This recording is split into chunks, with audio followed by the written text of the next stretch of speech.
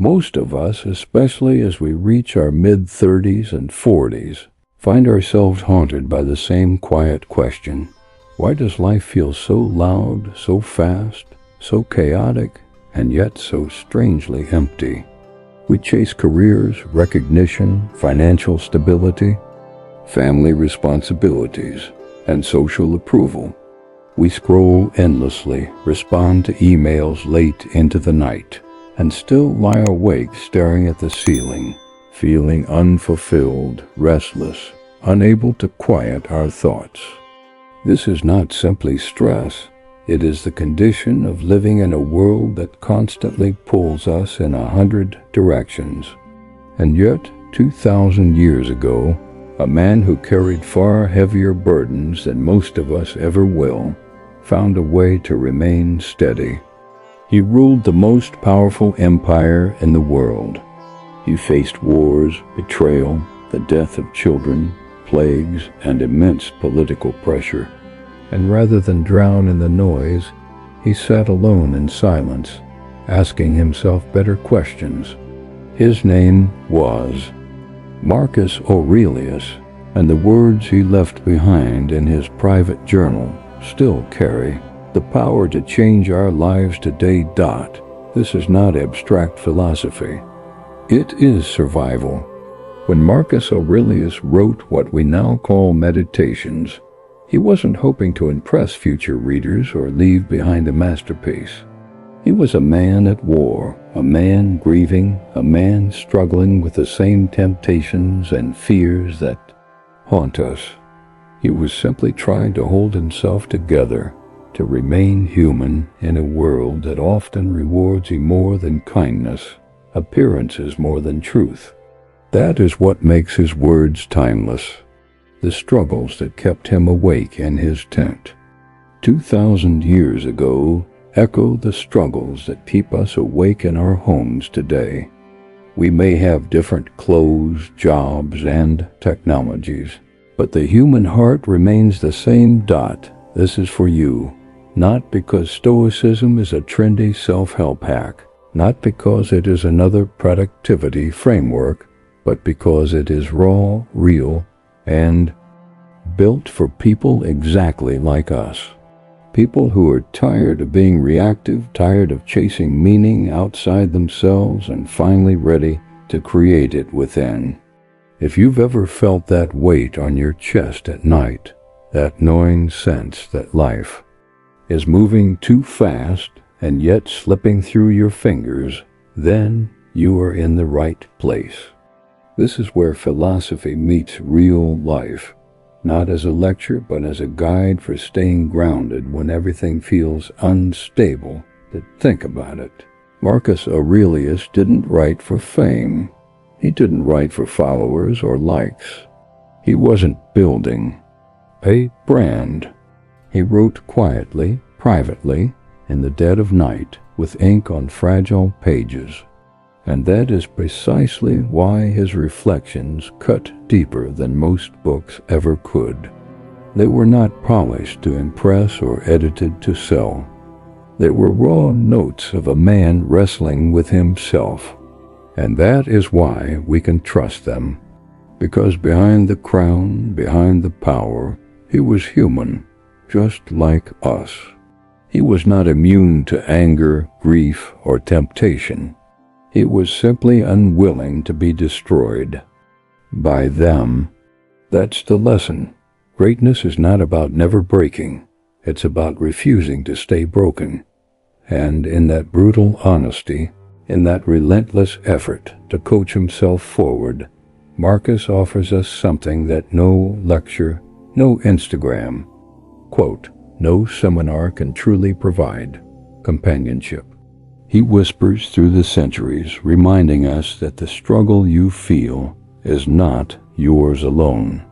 The sleepless nights, the frustrations at work, the disappointments in people, these are not signs that you're failing. They are signs that you are human, and humanity, in all its fragility, can still be lived with dignity. That is what Stoicism teaches, not how to erase pain, but how to endure it with clarity and courage. This opening matters because so many of us today are drowning in information but starving for wisdom. We consume, we react, we rush, but rarely pause to reflect. And reflection is where strength is forged. This podcast, this journey we're about to take together, is not about memorizing quotes or pretending life is easy. It's about stepping into the same quiet conversation Marcus had with himself and allowing it to reshape how we live. Not later, not when things settle down, but right now, in the messy middle of our responsibilities. So as you listen, I invite you to breathe a little slower. Let go of the need to get something quickly. These lessons are not fast food for the soul. They are like seeds. You plant them, water them, and over time they grow into resilience. The goal here isn't to sound wise, it's to live wisely. And that is exactly what Marcus Aurelius tried to do. If you're willing, then this journey will not only ease your anxiety or help you sleep better at night, it will change the way you meet life itself. When we think of emperors, we often imagine marble statues, flawless portraits, or names carved into history books. But Marcus Aurelius was never that kind of figure. He wasn't some untouchable legend living above the struggles of ordinary people. He was a man, flesh and blood, worn down by sleepless nights, frustrated by betrayal, and wounded by grief. And that is exactly what makes his wisdom relatable. He was not trying to look wise. He was trying desperately to stay sane. Imagine him not as a distant emperor, but as someone very much like a modern leader. Picture a CIO who has to make impossible decisions, a parent balancing endless responsibilities, a partner dealing with personal loss while still showing up for others. Except Marcus carried the weight of an empire. He had senators who schemed behind his back, armies waiting on his orders, plagues ravaging his people, and personal tragedies, burying multiple children, losing his wife, that would break most of us. And still, in the middle of that storm, he sat down and wrote lines to himself. Not as performance, not to impress historians, but simply to remind his own mind not to collapse. That is the essence of meditations. It's not a philosophical treatise polished for an audience. It is a private journal, a collection of field notes, a record of one man's struggle to remain human while the world threatened to strip him of his humanity. And that honesty makes it more powerful than any perfect theory. When you read it, you don't see a marble statue. You see a man in a war tent, holding a pen in one hand and holding back despair with the other. And strangely, that image brings comfort, because it shows us that even the strongest among us are allowed to stumble. What matters is whether we get up again. This is an important reminder for us, especially in midlife. At 35, 40, 45, most people have discovered that life doesn't smooth out the way we once hoped. The struggles don't disappear, they simply change shape. The questions become deeper. How do I balance ambition with peace? How do I care for my parents while raising my children? How do I handle betrayal from people I trusted, or disappointment in my career? And in those questions we begin to feel a strange kind of isolation, as if no one else understands what we carry. But when you open meditations, you realize you're not alone. Here was a man with everything society tells us we should want: power, wealth, recognition, and he still had to fight his own impulses, his own anger, his own sadness. If an emperor needed reminders to stay grounded, then of course we do too. There's a paradox here that's worth noticing. Marcus never wanted these words to be shared. He wasn't curating an image. He wasn't trying to be remembered. In fact, he constantly reminded himself that even emperors are forgotten, that names carved into stone eventually fade into dust.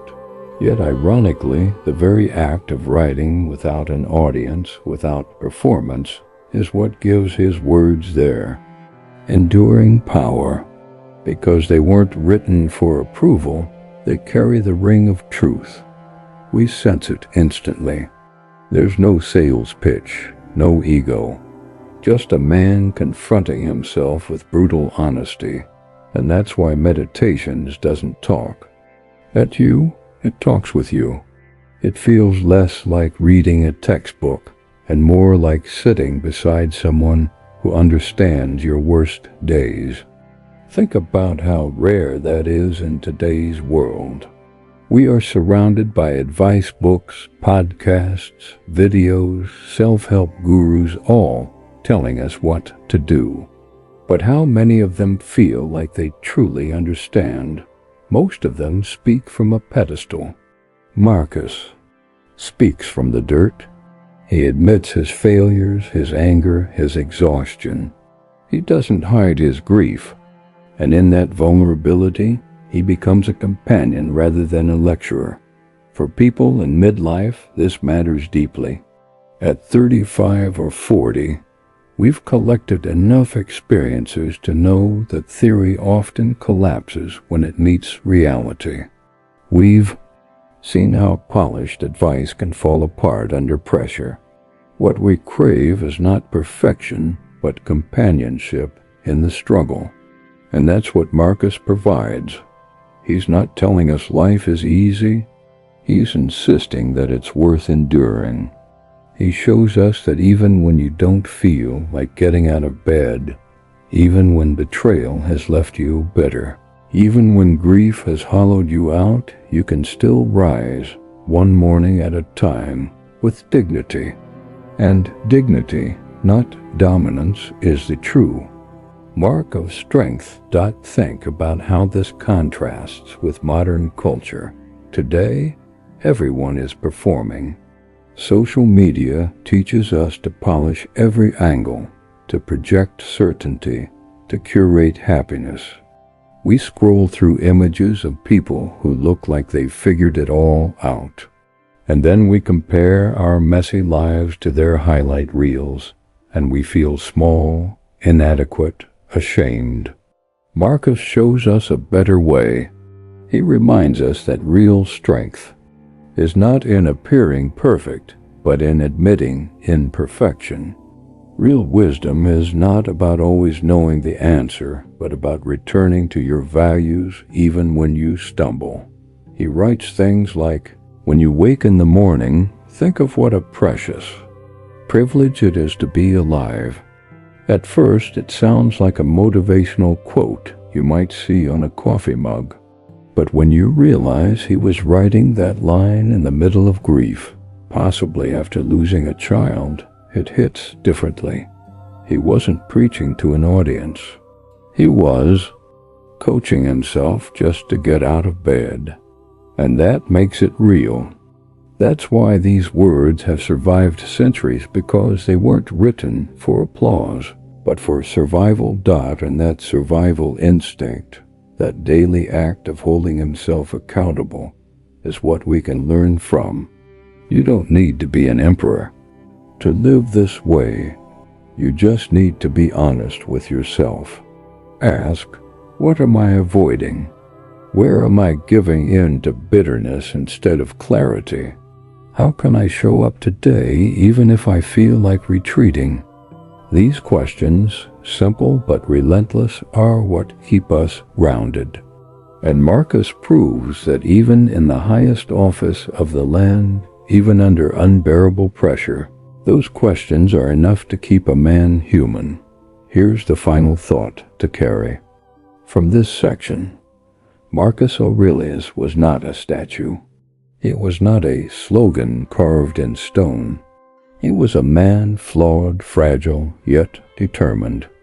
And that determination, the choice to return to virtue again and again, is more inspiring than any image of perfection. Because perfection isn't real, but persistence is. And if an emperor needed to remind himself daily to stay calm, to be kind, to keep his principles, then so can we. That's not weakness. That's courage. And courage, especially in the middle of midlife struggles, is the most valuable strength we can cultivate. One of the most striking things about meditations is how unpolished it feels. Most of us are used to books that have been carefully edited, refined, and packaged for an audience. They're full of clever phrases, motivational slogans, or systematic theories. But Marcus Aurelius didn't write like that. He wrote in fragments. He repeated himself. He contradicted himself. Sometimes his tone is stern, other times heartbreaking. And that rawness is precisely what makes it powerful. It feels like stumbling into someone else's private journal and realizing that they are wrestling with the same storms you are. He never pretended things were easy. He never claimed to have conquered every weakness. Instead, he recorded his doubts, his anger, his fatigue. And strangely, that hits harder than polished advice ever could. Because when you see someone in power confess their struggles, it reminds you that struggle is not a sign of failure, it's part of being human. Think about the way most of us are conditioned today. From school to social media, we are trained to present only the best versions of ourselves. We polish our resumes, filter our photos, exaggerate our confidence. And in doing so, we hide the very humanity that makes us relatable. The result is that everyone feels isolated. We think we are the only ones stumbling, the only ones doubting, the only ones losing patience with our children or silently panicking about money. But then you read Marcus admitting to losing his temper or reminding himself not to crave applause, and you realize you are not alone. Even emperors break. That is the paradox of honesty. We fear that if we reveal our flaws, we'll lose respect. But the opposite is true. When honesty comes from courage rather than desperation, it builds trust. We respect those who admit weakness yet still rise. That's why Marcus's journal outlives countless grand theories. It whispers, "I failed too, and I'm still trying." That voice, quiet and unguarded, cuts through centuries because it feels real. For those of us in midlife, raw honesty is not just refreshing, it is necessary. By the time you reach 35 or 40, you've lived through enough disappointments to know that perfection is an illusion. You've seen leaders collapse under pressure, friends betray their own values, maybe even caught yourself acting in ways you swore you never would. And in those moments, the temptation is to hide, to pretend, to double down on appearances. But Stoicism suggests a different path. Instead of hiding, confront. Instead of curating, confess. Not to the whole world sometimes, not even to your family, but at least to yourself. Because you cannot heal what you refuse to name. This is why journaling is so central to Stoic practice. Writing slows the storm. It forces emotions, which swirl chaotically in the mind, to take form as words on paper. And once they are words, you can see them, study them, challenge them. You can recognize when anger is disguising fear, or when bitterness is really grief in armor. Marcus did this constantly. He didn't flinch from his flaws. He examined them. And that examination is where growth begins. Modern psychology echoes this truth. Carl Jung famously said, "Until you make the unconscious conscious, it will direct your life, and you will call it fate." Marcus was practicing that centuries earlier. Every line of meditations is an attempt to bring the unconscious into light. He didn't bury his emotions. He laid them bare. He admitted when he complained, when he resented, when he felt overwhelmed. He didn't do this to wallow.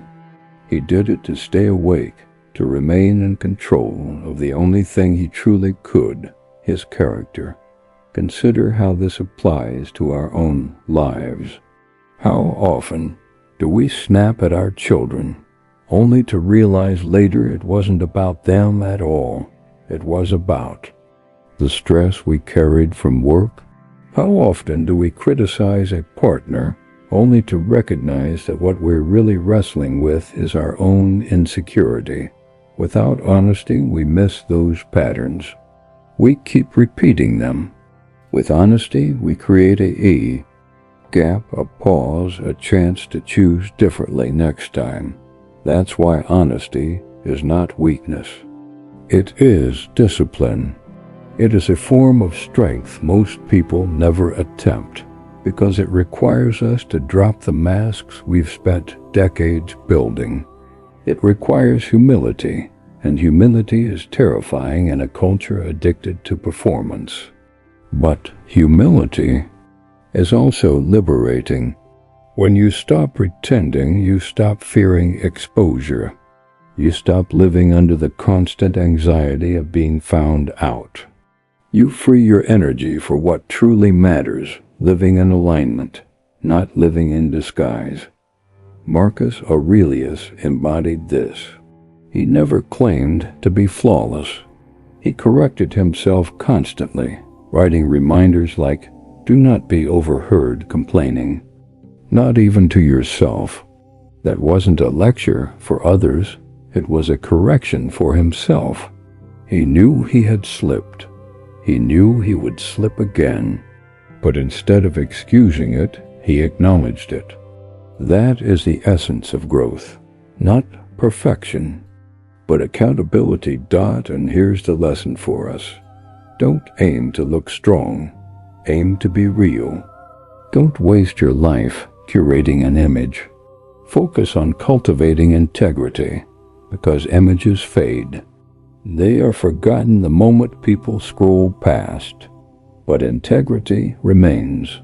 It shapes who you are when no one is watching. And that is what will determine whether you sleep at night in peace or in regret. In the end, the value of raw honesty is this. It reclaims your humanity. It breaks the illusion that you are supposed to have it all figured out. It allows you to say, "I slipped, but I see it, and I will do better tomorrow." And in that small, humble admission, you take back your power, because the person who admits reality has already begun to master it. So when you feel tempted to perform, to posture, to pretend, remember Marcus. Remember the emperor who admitted he was tired, who confessed to his failures, who dared to write down his frustrations instead of hiding them. Remember that his honesty outlived his empire, and ask yourself, what might my own honesty build, not in statues or fame, but in strength, in clarity, in peace? One of the most courageous aspects of Marcus Aurelius's writings is how unflinching they are. He didn't turn away from the shadows in his own mind. He confronted his anger, his ego, his grief, and his fear of death directly, without disguises. That kind of honesty is rare, not just in emperors, but in all of us. Most people spend their lives avoiding their darker parts, pretending they aren't there, or numbing themselves so they never have to face them. Marcus chose the opposite path. He leaned in. He asked the hardest questions. And in doing so, he modeled a kind of courage that is far more difficult than leading armies or ruling nations. He showed what it means to lead yourself. Carl Jung, thousands of years later, would echo this truth. The privilege of a lifetime is to become who you truly are. But here is the part that most people miss. You cannot become who you truly are until you face the parts of yourself you'd rather hide. That includes your envy, your impatience, your bitterness, your pride. Marcus didn't flinch. He admitted his struggles. He wrote about his desire for recognition, his anger when people betrayed him, his temptation to despair, and in writing them down, he stripped them of their hidden power. He named them so they could no longer control him unconsciously. For those of us in midlife, this lesson matters profoundly. At 35 or 40, you can no longer sustain the illusions of your 20s. You've lived long enough to see yourself clearly, sometimes in ways you don't like. You've seen how quickly you can lose your patience with your children. After a stressful day at work, you've caught yourself scrolling endlessly on your phone, chasing distraction instead of meaning. You've felt the sting of jealousy when a friend succeeds where you've struggled. And if you're honest, you've recognized the small lies you tell yourself. I'm fine. It's not a big deal. I'll deal with this later. But later never comes. Unless you make the unconscious conscious, those habits and impulses quietly steer your life. Marcus shows us another way. He demonstrates that real strength is not hiding your flaws, but confronting them. He didn't write meditations to look wise. He wrote to check himself. He held up a mirror not to admire his reflection, but to examine it. And that act of daily examination is what shaped his character more than any crown or victory ever could dot. Think about how we typically approach self-improvement today. We'd buy books, listen to podcasts, sign up for courses, hoping for a secret formula that will make us better. But Marcus reminds us that the true work is not about adding more, it's about stripping away the lies we tell ourselves. Self-awareness is not about being perfect, it's about being honest. And honesty is the foundation of change. You cannot fix what you refuse to face. This is why the Stoics constantly spoke about death, loss, and failure.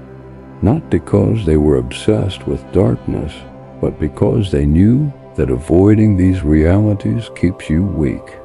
Marcus often reminded himself, you could leave life right now. Let that determine what you do and say and think. At first, that sounds grim, but it's not meant to depress, it's meant to awaken. When you remember how temporary life is, you stop wasting time. You stop postponing the difficult conversations. You stop holding on to grudges. You stop living in denial. And that's exactly the turning point for many people in their 30s and 40s. Suddenly, time feels real. You realize you won't live forever. You see your parents aging. You watch your children grow up too quickly. You begin to notice that the body doesn't recover as fast as it once did. And in that realization, you are invited to wake up, to stop numbing yourself with endless distractions, to stop pretending you'll deal with your flaws later, to face yourself honestly, here and now, while there is still time to live differently. It's not easy. It hurts to see your own pride. It hurts to admit when anger drives your choices. It hurts to notice how much of your life has been shaped by fear of rejection, fear of failure, fear of being insignificant. But the pain of honesty is nothing compared to the pain of self-deception, because deception robs you of growth. It keeps you stuck in cycles you don't even recognize. Honesty, painful as it is, frees you. This is why the Stoics insisted on daily reflection.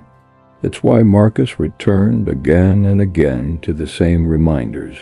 Control your emotions, serve the common good, remember death, resist the craving for applause. He wasn't writing new theories. He was rehearsing the truths he wanted to live by. He was drilling them into his own mind, like a soldier practicing maneuvers until they became instinct. That's how you rewire yourself. That's how you grow. Not by chasing constant novelty, but by practicing the same fundamentals until they shape who you are. For us, the practice doesn't have to be elaborate. It could mean journaling each night, asking yourself 3 simple questions. Where did I act from fear today? Where did I act from principle? Where did I avoid honesty? Write it down. See it on the page. Because once you see it, you can change it. Without that step, you stay blind. And let's be clear, self-awareness is not about judging yourself harshly. It's not about guilt or shame. Marcus didn't write to punish himself. He wrote to correct himself, to realign. That's the heart of Stoicism. Not beating yourself up, but bringing yourself back. Back to clarity, back to discipline, back to virtue. Again and again, not so. What does confronting your hidden self look like in practice? It might mean admitting that the resentment you feel toward a coworker says more about your own insecurities than about their behavior. It might mean acknowledging that your frustration with your partner is actually frustration with your own unmet expectations. It might mean recognizing that the reason you procrastinate isn't laziness, it's fear of imperfection. And when you see these truths, you gain a choice. You can continue the old pattern, or you can pause, breathe, and act differently. That pause is everything. That pause is freedom. There's another side to this too, compassion. When you realize how difficult it is to manage your own impulses, you start to understand why other people struggle with theirs. You see their anger not as a personal attack, but as a reflection of their own pain. You see their arrogance not as cruelty, but as insecurity. Self-awareness doesn't just make you stronger, it makes you kinder. Because the more honestly you see yourself, the more gently you can see others. And that is perhaps the deepest gift Marcus leaves us. The reminder that confronting yourself honestly is not just for your own benefit. It ripples outward. It makes you a better partner, parent, colleague, and friend. It allows you to lead not by control, but by example. Because people don't need another lecture. They need to see someone living with integrity. They need to feel your steadiness, your humility, your calm presence. That kind of leadership is born in the quiet act of looking in the mirror and refusing to flinch. So here's the invitation. Take Marcus's courage as your own. Don't wait for the perfect time. Don't wait for things to settle down. Tonight, tomorrow morning, this week, sit with yourself. Ask the hard questions. Admit what you've been avoiding. And remember that this is not a punishment. It is a privilege. The privilege of becoming who you truly are. because only when you face your hidden self can you live as your whole self, and when you do, something remarkable happens. The noise of life doesn't vanish, the chaos doesn't magically dissolve, but you begin to notice a steadiness inside. You begin to realize that you are no longer at the mercy of your impulses. You are no longer blindly repeating the same cycles.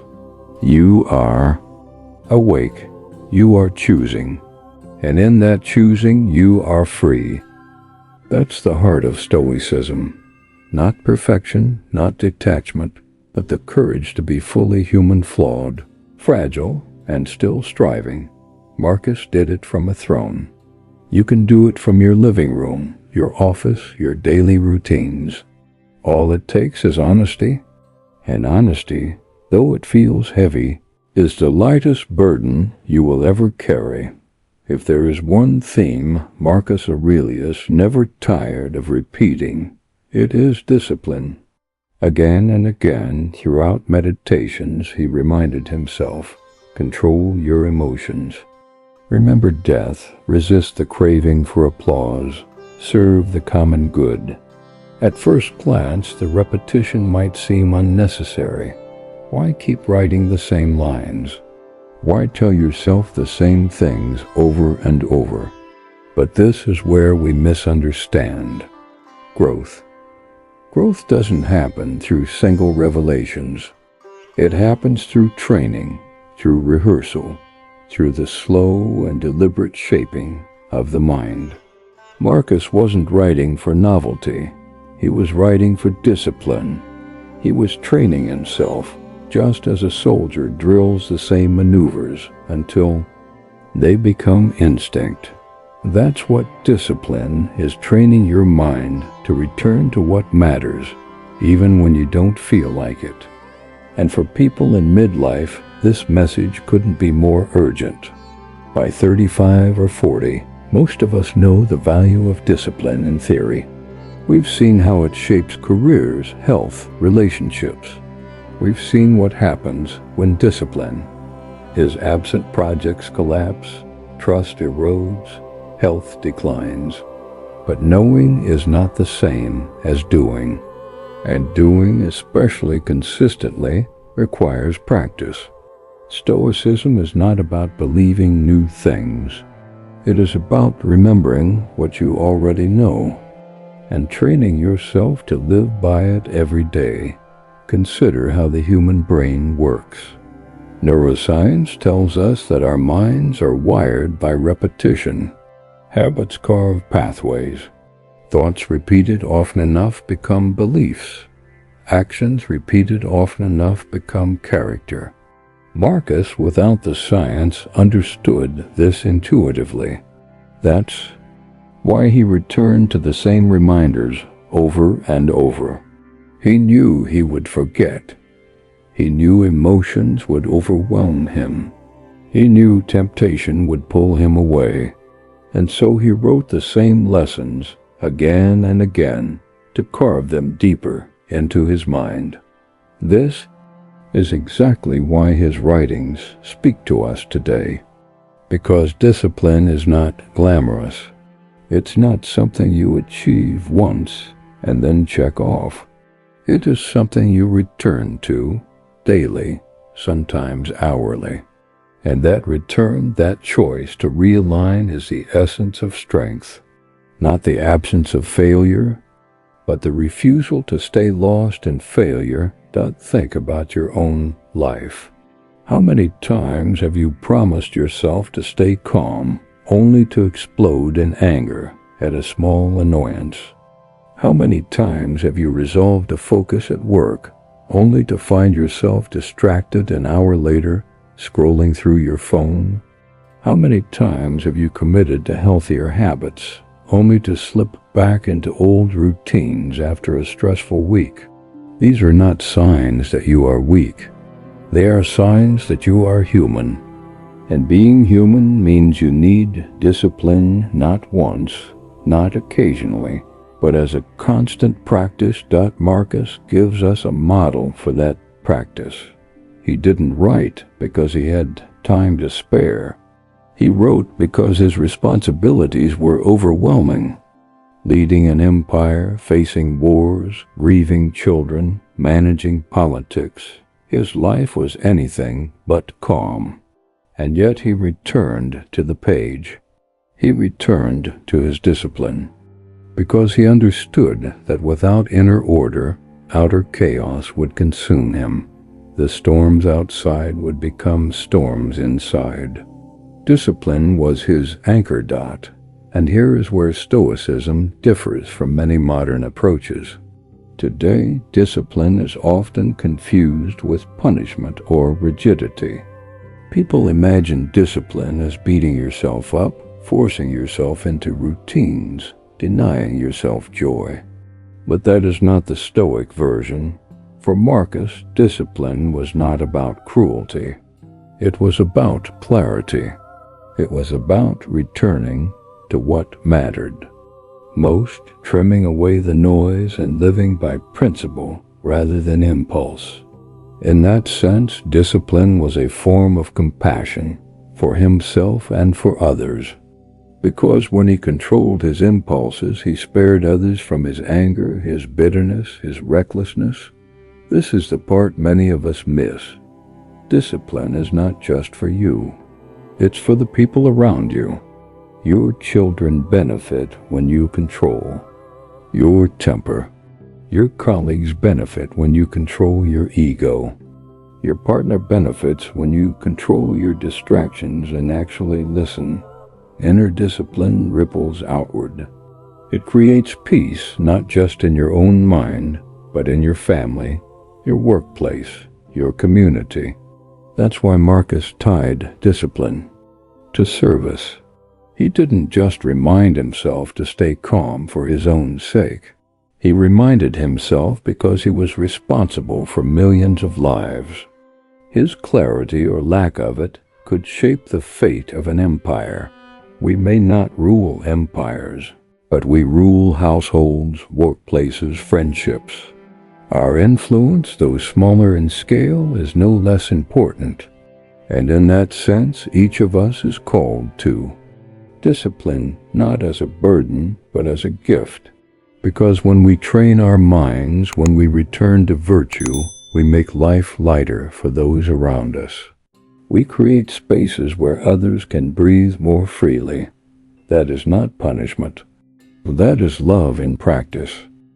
So how do we train our minds in a world as noisy as ours? Marcus used writing.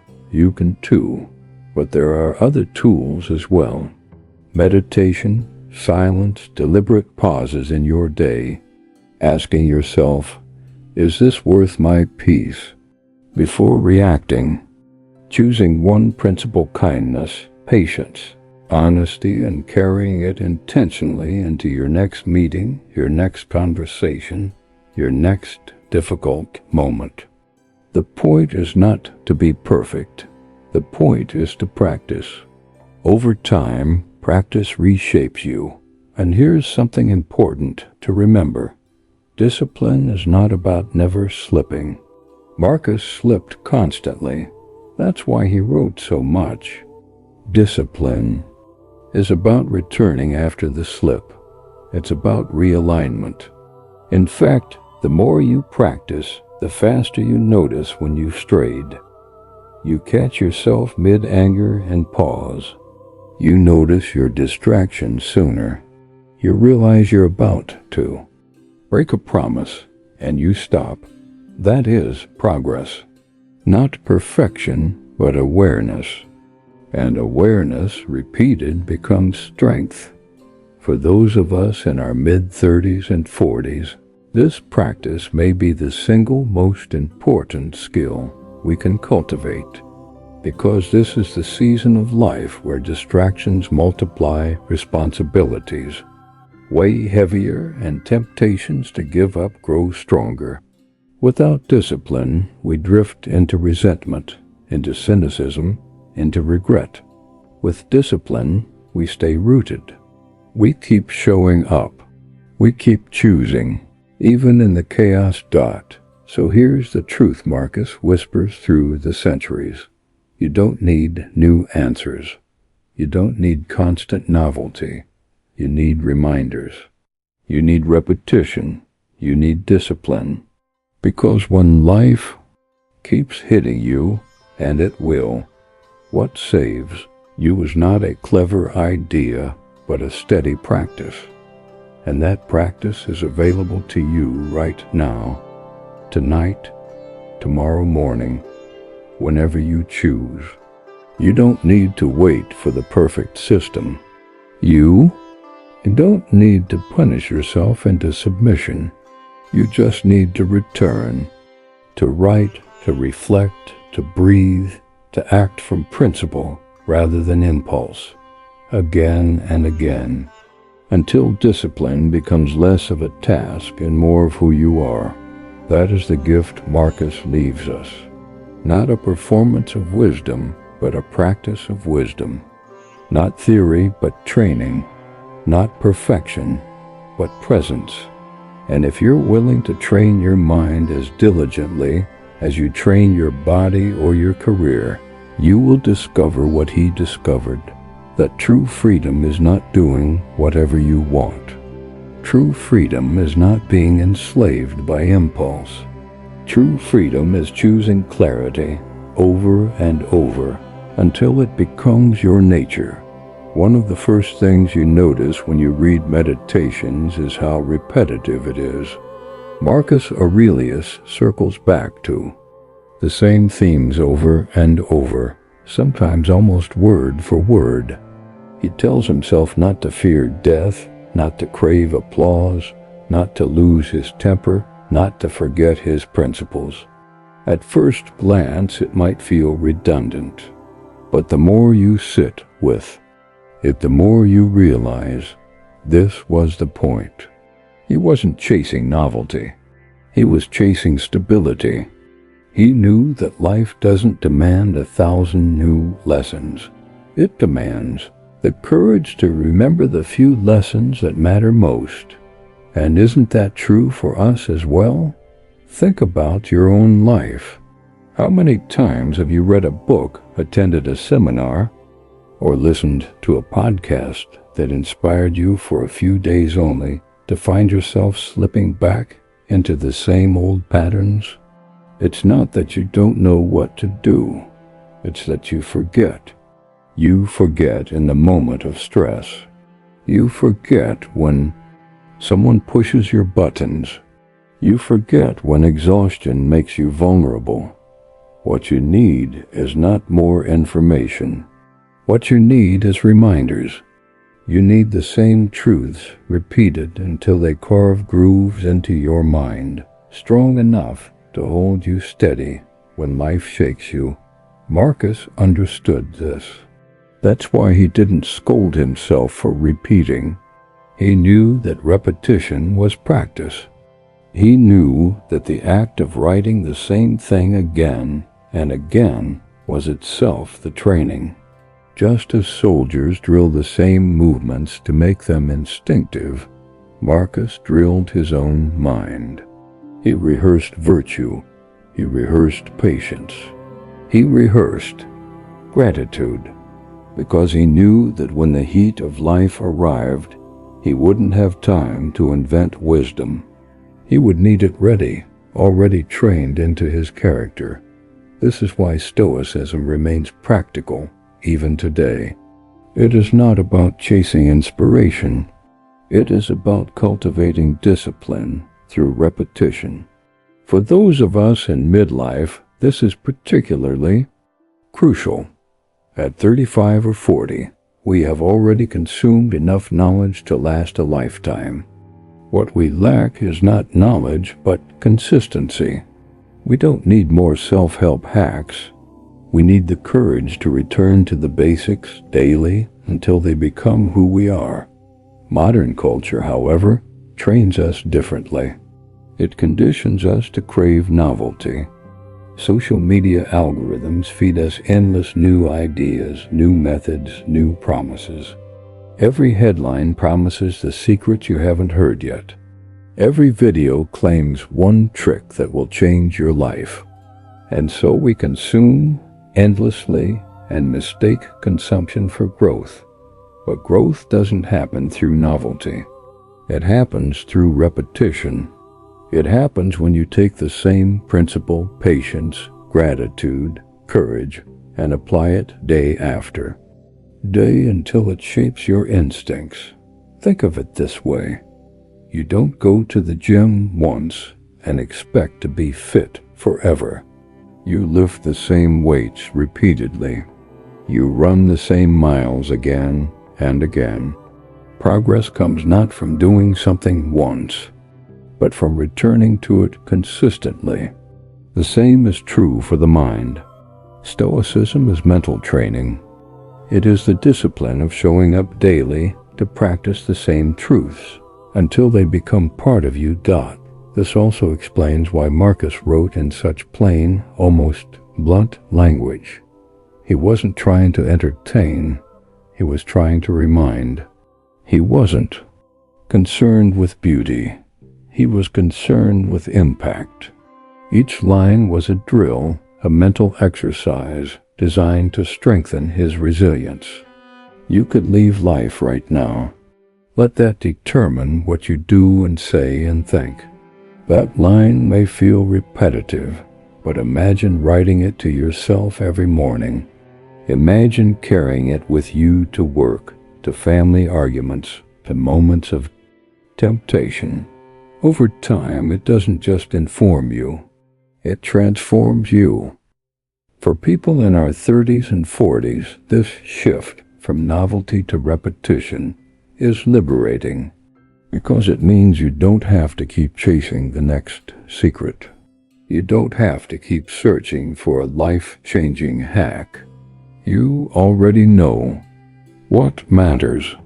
You already know that anger destroys peace, that envy steals joy, that gratitude strengthens resilience, that presence matters more than performance. The challenge is not learning. The challenge is remembering. This is where practices like journaling, meditation, and evening reflection come in. They are not glamorous. They are not exciting, but they are powerful precisely because they are repetitive. Each night you ask yourself, where did I live by principle today? Where did I fall short? How can I return tomorrow? You may write similar answers every day. That's fine. That's the training.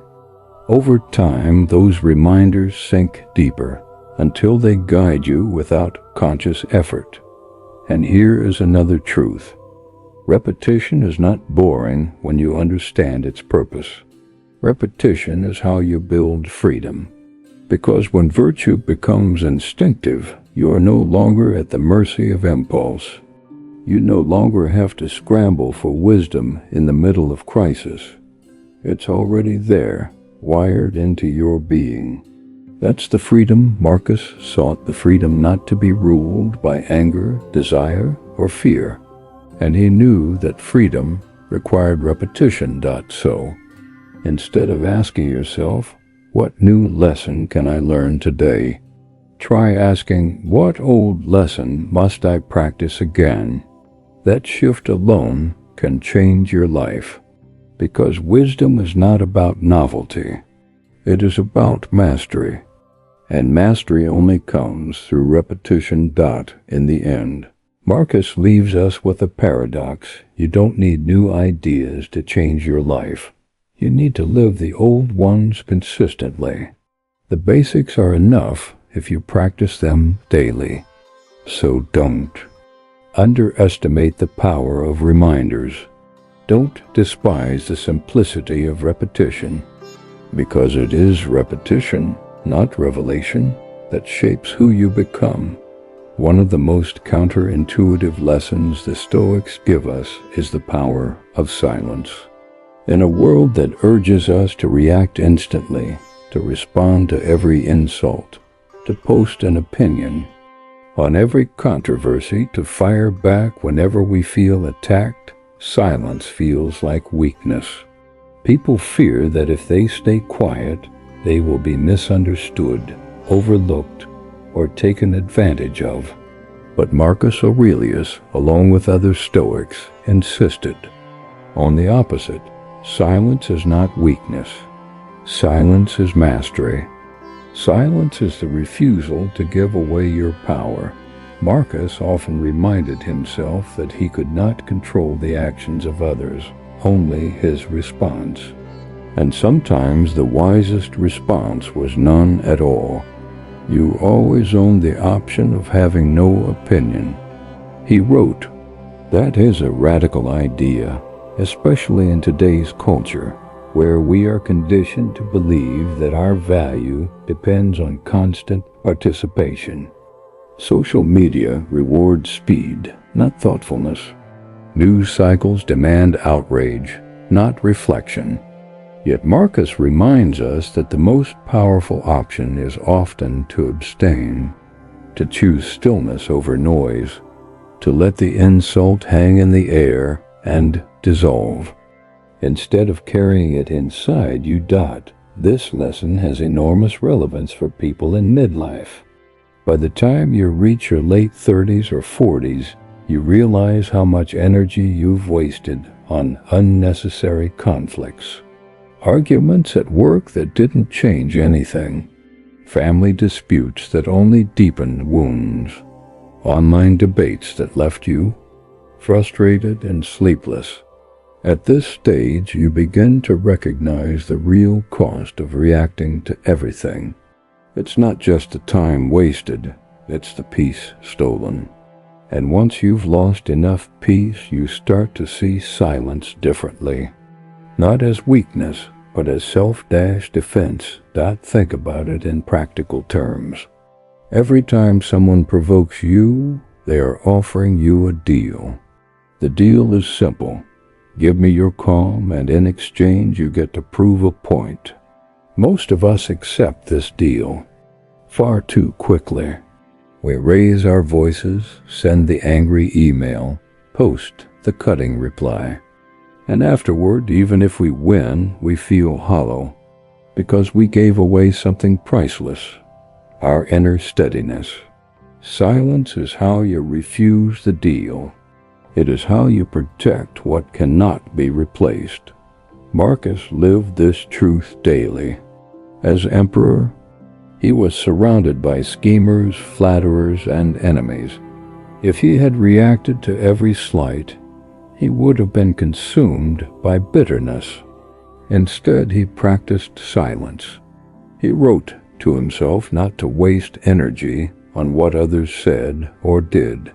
He reminded himself that insults are just words, that criticism reveals more about the critic than about him. He understood that reacting gave his enemies power, but silence kept that power for himself. And here is the paradox. Silence is not passive. It is active self-control. It is the deliberate choice not to be moved by provocation. That choice requires immense strength. Anyone can lash out. Anyone can argue. But to hold your tongue, to breathe instead of bite, to remain calm while others lose themselves, that is power. True power. This is not easy, especially for those of us who grew up equating reaction with strength. We were taught that to defend yourself, you must respond immediately. That to prove your worth, you must fight every challenge. But Marcus shows us another way. Defense doesn't always mean fighting. Sometimes it means refusing to enter the arena. Sometimes the most devastating response is none at all. Because when you refuse to engage, you deny the other person control over your peace. There is also a deeper freedom in silence. When you stop reacting to every provocation, you create space for reflection. You give yourself time to ask, is this worth my energy? Is this aligned with my values? Does this help me live the life I want? More often than not, the answer is no. Silence creates room for choice.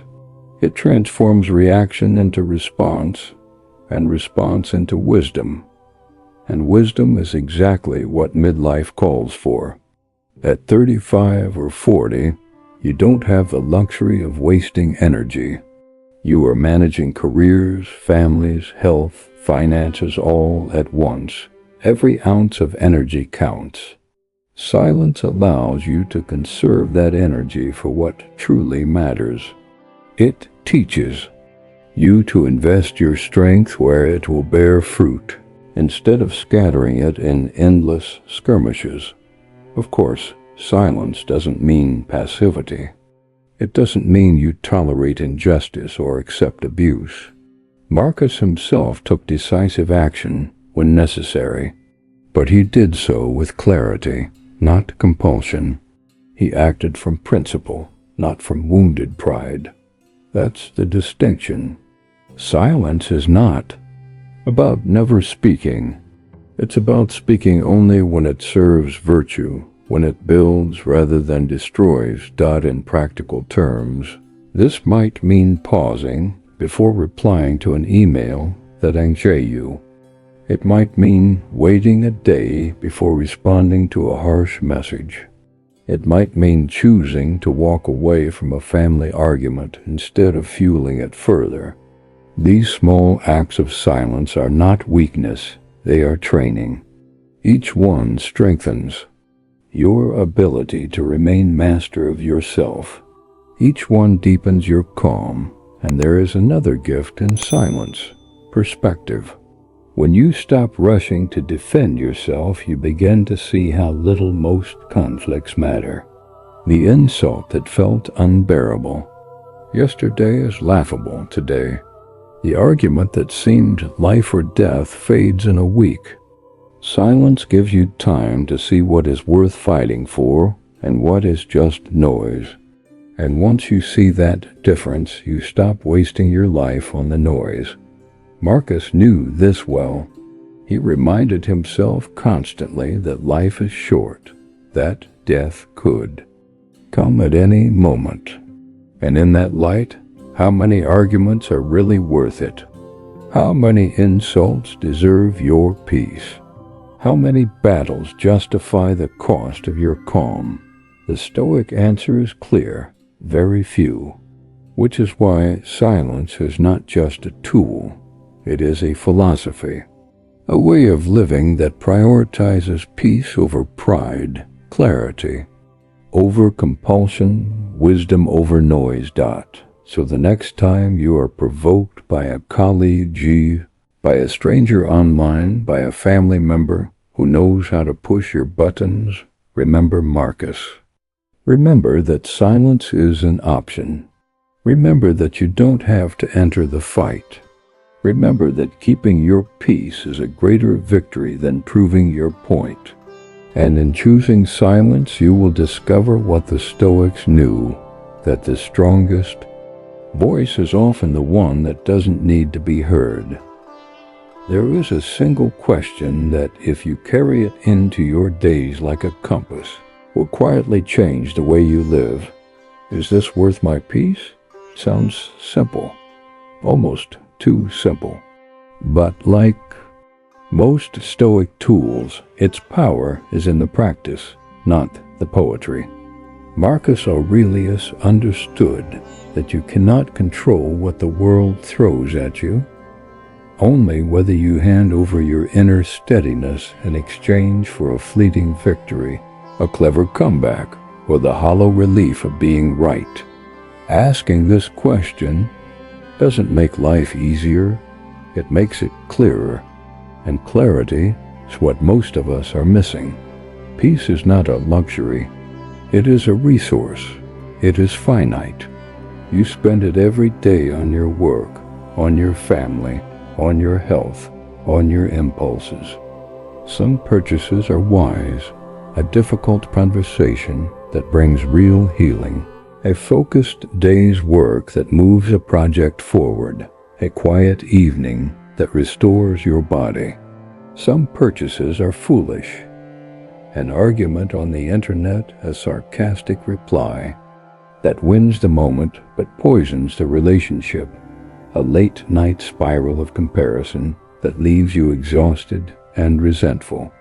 When you begin to see peace as a resource, you naturally begin to budget it. You stop letting anyone with a sharp tongue or a loud opinion reach into your wallet. You start asking before you react, what will this cost and what will it buy me? Consider the moment you open an email that feels like an attack. Your chest tightens. Your fingers find the keyboard. You can feel the paragraphs forming in your mind, each sentence a little sharper than the last. Pause. Ask, is this worth my peace? If the answer is yes, because the issue truly matters, because a calm, clear response will solve something real, then respond, but respond from principle, not from injury. If the answer is no, because the sender is venting, because nothing good will come from a same-day reply, because you are too tired to be wise, then wait. Waiting is not weakness. It is the discipline that protects what you value. 24. Hours from now, the same email will look smaller. Your peace will look larger. Think about family, where the stakes feel highest.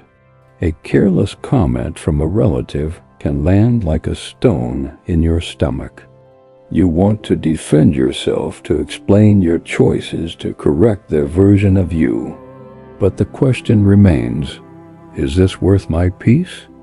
Not, is this fair? Not, can I craft the perfect response?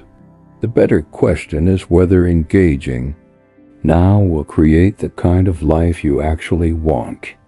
Often the answer is no. Not because you are surrendering, but because you are choosing a different battle, self-command over self-vindication. You can still set boundaries. You can still say, I'm not discussing this today. You can walk away with dignity. The point is not silence at all costs.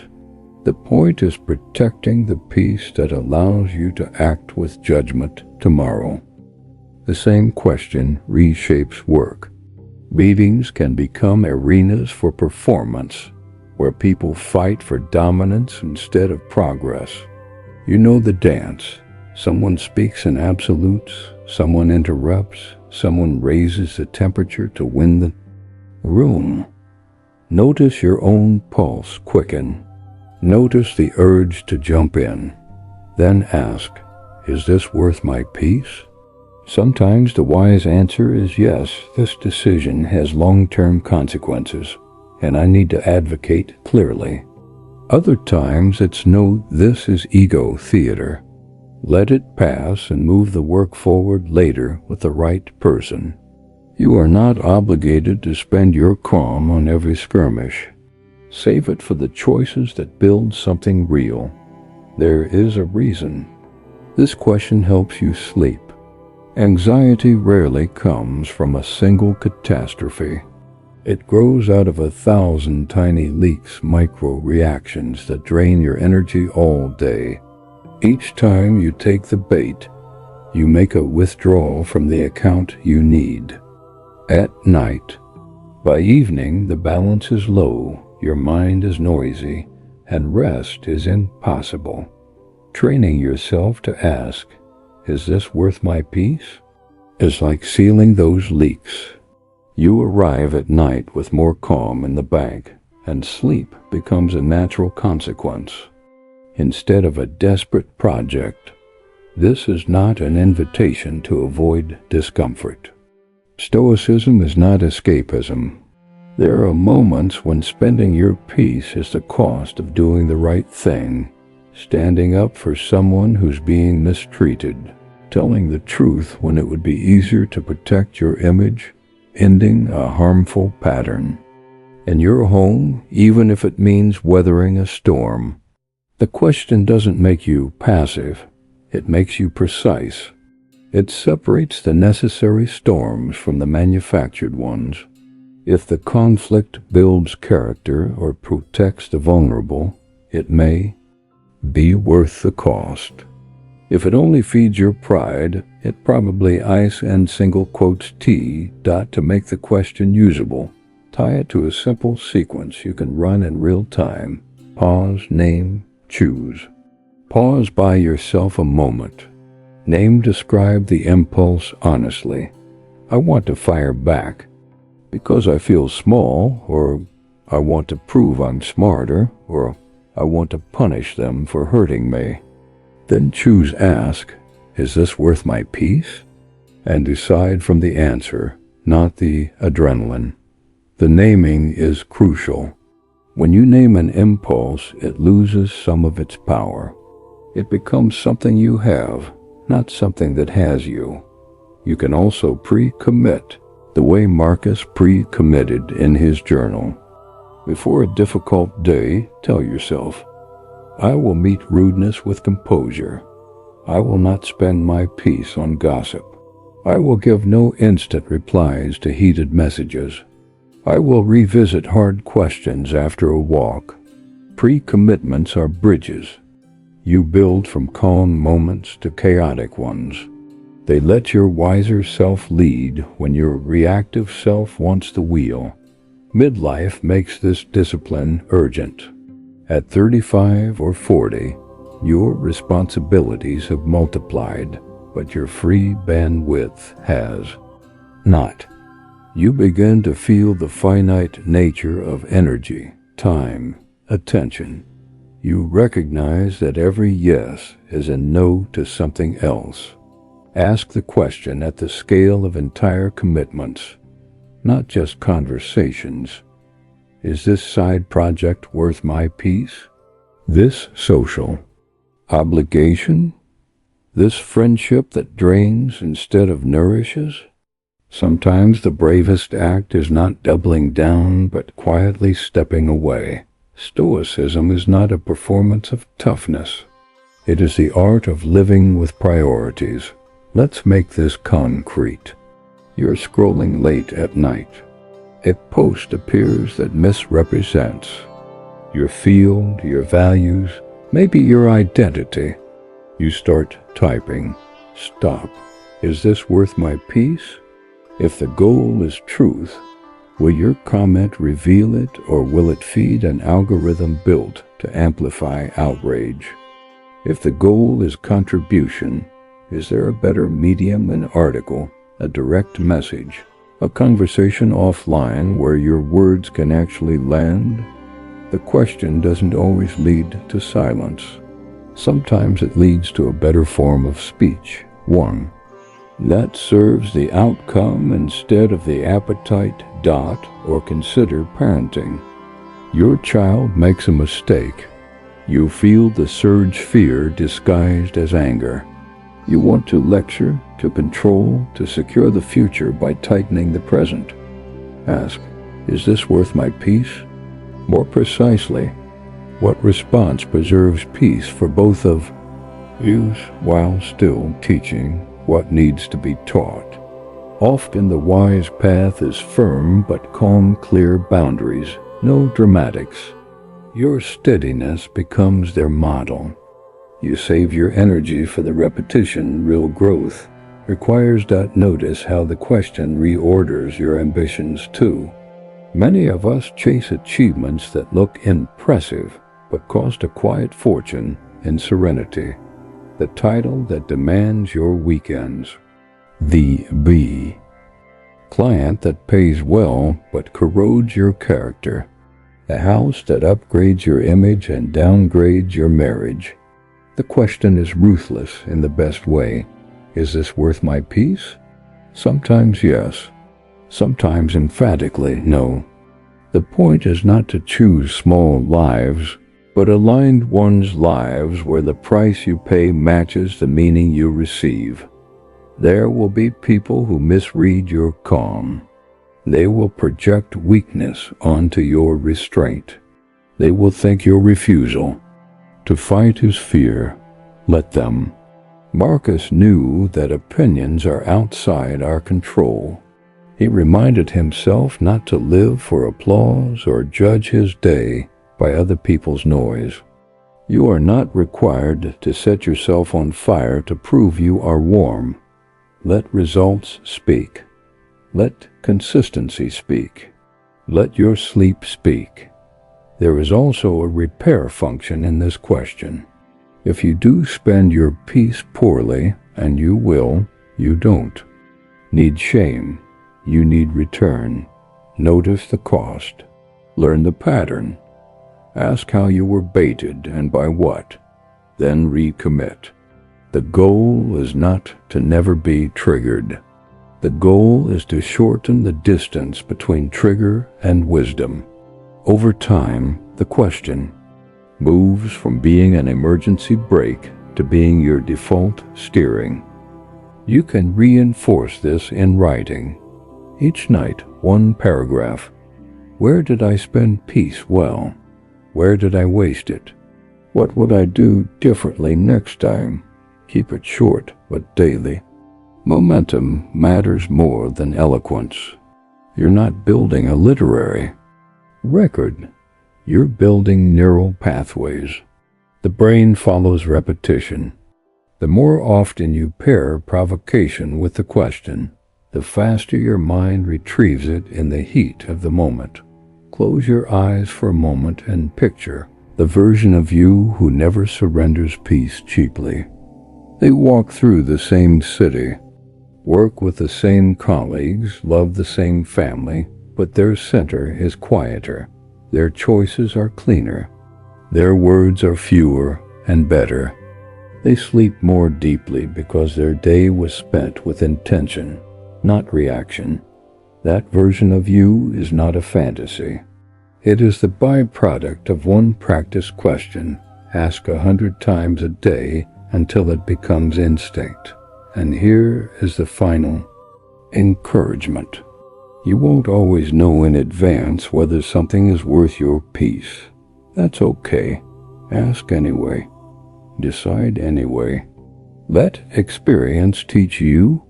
Some battles you will choose and later regret. Others you will skip and later be grateful. You did.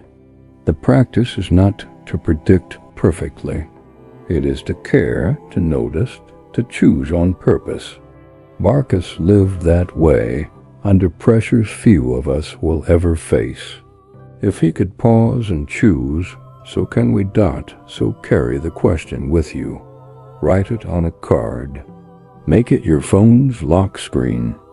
Whisper it before you speak, before you send, before you accept, before you commit. Is this worth my peace? If the answer is yes, spend generously. If the answer is no, save boldly. You are not hoarding calm. You are investing it so that when life truly asks for courage, you have the reserves to answer. That is not avoidance, that is wisdom. And wisdom, practiced quietly, is how ordinary people build extraordinary lives. One of the hardest truths Marcus Aurelius had to accept, and one we still resist today, is that other people are not obstacles on the road. They are the road. Every annoying coworker, every unjust boss, every critical relative, every arrogant stranger, they are not detours from the path of growth. They are the path itself. The way you deal with them is not secondary to your development. It is the very training ground of your character. Marcus wrote repeatedly about the frustrations of dealing with people. He knew he would encounter the arrogant, the dishonest, the selfish, the ungrateful. He reminded himself every morning, these people exist and you will meet them. That reminder wasn't meant to make him cynical. It was meant to make him prepared.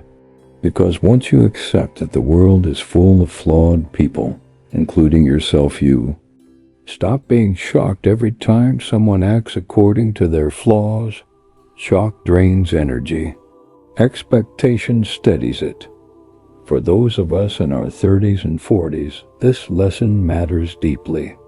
By this stage of life, we've collected scars from relationships that didn't turn out as we hoped. We've experienced betrayal, disappointment, envy, criticism, and neglect. And the temptation is to build walls, to shrink our world so we don't get hurt again. But Marcus offers another way. Instead of retreating, use those encounters as training. Let the difficult person be the weight that strengthens your patience. Let the critic be the mirror that sharpens your clarity. Let the selfish colleague be the reminder to live by different values. They don't block your progress, they fuel it. Think about how resistance works in the gym. Muscles don't grow without opposition. The very thing that makes exercise difficult is what makes you stronger.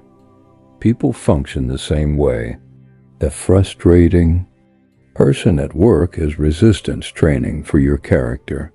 Every time you resist the urge to explode, every time you choose composure over retaliation, you are building inner strength. Without them, your virtues remain theoretical. With them, your virtues become embodied. This is why Marcus could write, "What stands in the way becomes the way." He didn't mean you should seek conflict for its own sake. He meant that when life places an obstacle or a person in front of you, that is the very place you're called to practice Stoicism. Don't wait for quiet mornings with coffee and philosophy quotes. Practice in the noise. Practice when the colleague interrupts you, when the family member criticizes your choices, when the driver cuts you off in traffic. These are your teachers, whether they know it or not. Now, here's the paradox. You don't have to like them to learn from them. You don't have to approve of their behavior to use it as a lesson. In fact, the worse their behavior, the greater your opportunity. A cruel boss teaches you about restraint. A dishonest partner teaches you about integrity. An envious friend teaches you about contentment. You can either let these people poison you, or you can let them train you. The choice is yours. At midlife, this distinction becomes crucial, because you no longer have infinite energy. You cannot afford to waste decades resenting people who will never change. Resentment is a form of slavery. It keeps you tied to those who hurt you. But when you shift your perspective, when you see them as training partners instead of enemies, you take back your power. You become free, not because they are different, but because you are. This doesn't mean you allow abuse. Stoicism is not passivity. Marcus Aurelius still punished injustice. He still made judgments, set boundaries, and took decisive action. But he did so without hatred. That's the difference. Hatred burns you as much as the other person. Boundaries protect. Hatred corrodes. The Stoic way is to draw the line firmly while guarding your inner calm. Let's make this concrete. Imagine a coworker who constantly undermines you in meetings. The reactive path is anger, snapping back, gossiping about them, carrying the bitterness home. The Stoic path is different. Step 1, expect it. Don't be surprised. Step 2, see the training. Each interruption is a chance to practice patience, clarity, and non-reactivity. Step 3, choose a response from principle, not pride. Maybe you calmly redirect the conversation. Maybe you address it privately later. Maybe you let it go because the work itself matters more than credit. Whatever the choice, it is yours. They no longer control you. Or picture family gatherings. where old wounds resurface. A sibling takes a jab, a parent makes a comment that stings. The old script is to argue, to defend, to spiral into the same drama. The Stoic script is to pause, breathe, and ask, what lesson is here? Perhaps it's practicing forgiveness. Perhaps it's learning to let go of the need for validation. Perhaps it's discovering how to stand firm without aggression. Every jab becomes a drill. Every insult becomes resistance training. And here's the deeper truth. Often the people who trigger us most are mirrors. They reveal what we haven't mastered in ourselves. The arrogance we hate in others may be a reflection of our own pride. The dishonesty that enrages us may expose the small ways we avoid truth. The selfishness that disgusts us may reveal our own hidden entitlement. Other people aren't just teachers, they are mirrors. When you use them that way, every encounter becomes a chance for self-awareness. This is why Marcus wrote that we are made for cooperation, like hands or feet. Other people, even the difficult ones, are part of the same body. To cut them off in bitterness is to cut off part of yourself. Better to accept that they are flawed, as you are flawed, and to use the relationship as training rather than as torment. Midlife is the perfect time to practice this. You've already seen enough of human nature to know that most people don't change easily, but you don't need them to change for you to grow. You can take every encounter as material for your own development. You can decide that nothing is wasted, not even the insults, the betrayals, the rejections. Everything can be fuel. Everything can be turned into training. That's the radical power of Stoicism. It doesn't ask the world to be easier. It asks you to be stronger, and it shows you how, by turning obstacles into opportunities, enemies into teachers, frustrations into fuel. That perspective doesn't erase the pain of dealing with difficult people, but it transforms the pain into purpose. And purpose is always lighter to carry than resentment. So the next time you feel yourself triggered, remember Marcus. Remember that the person in front of you is not blocking the path. They are the path. The question is not whether they will change. The question is whether you will.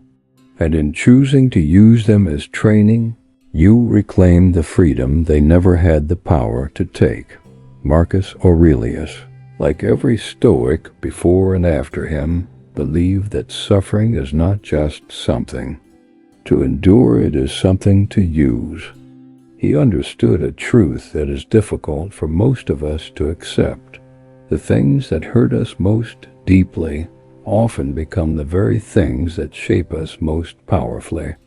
The impediment to action advances action. What stands in the way becomes the way. This is not poetic metaphor. It is a brutal, practical law of life. Your pain is not a wall. It is a tool. The obstacle is not a block on your path. It is the path itself. When you look back on your own life, isn't this what you see?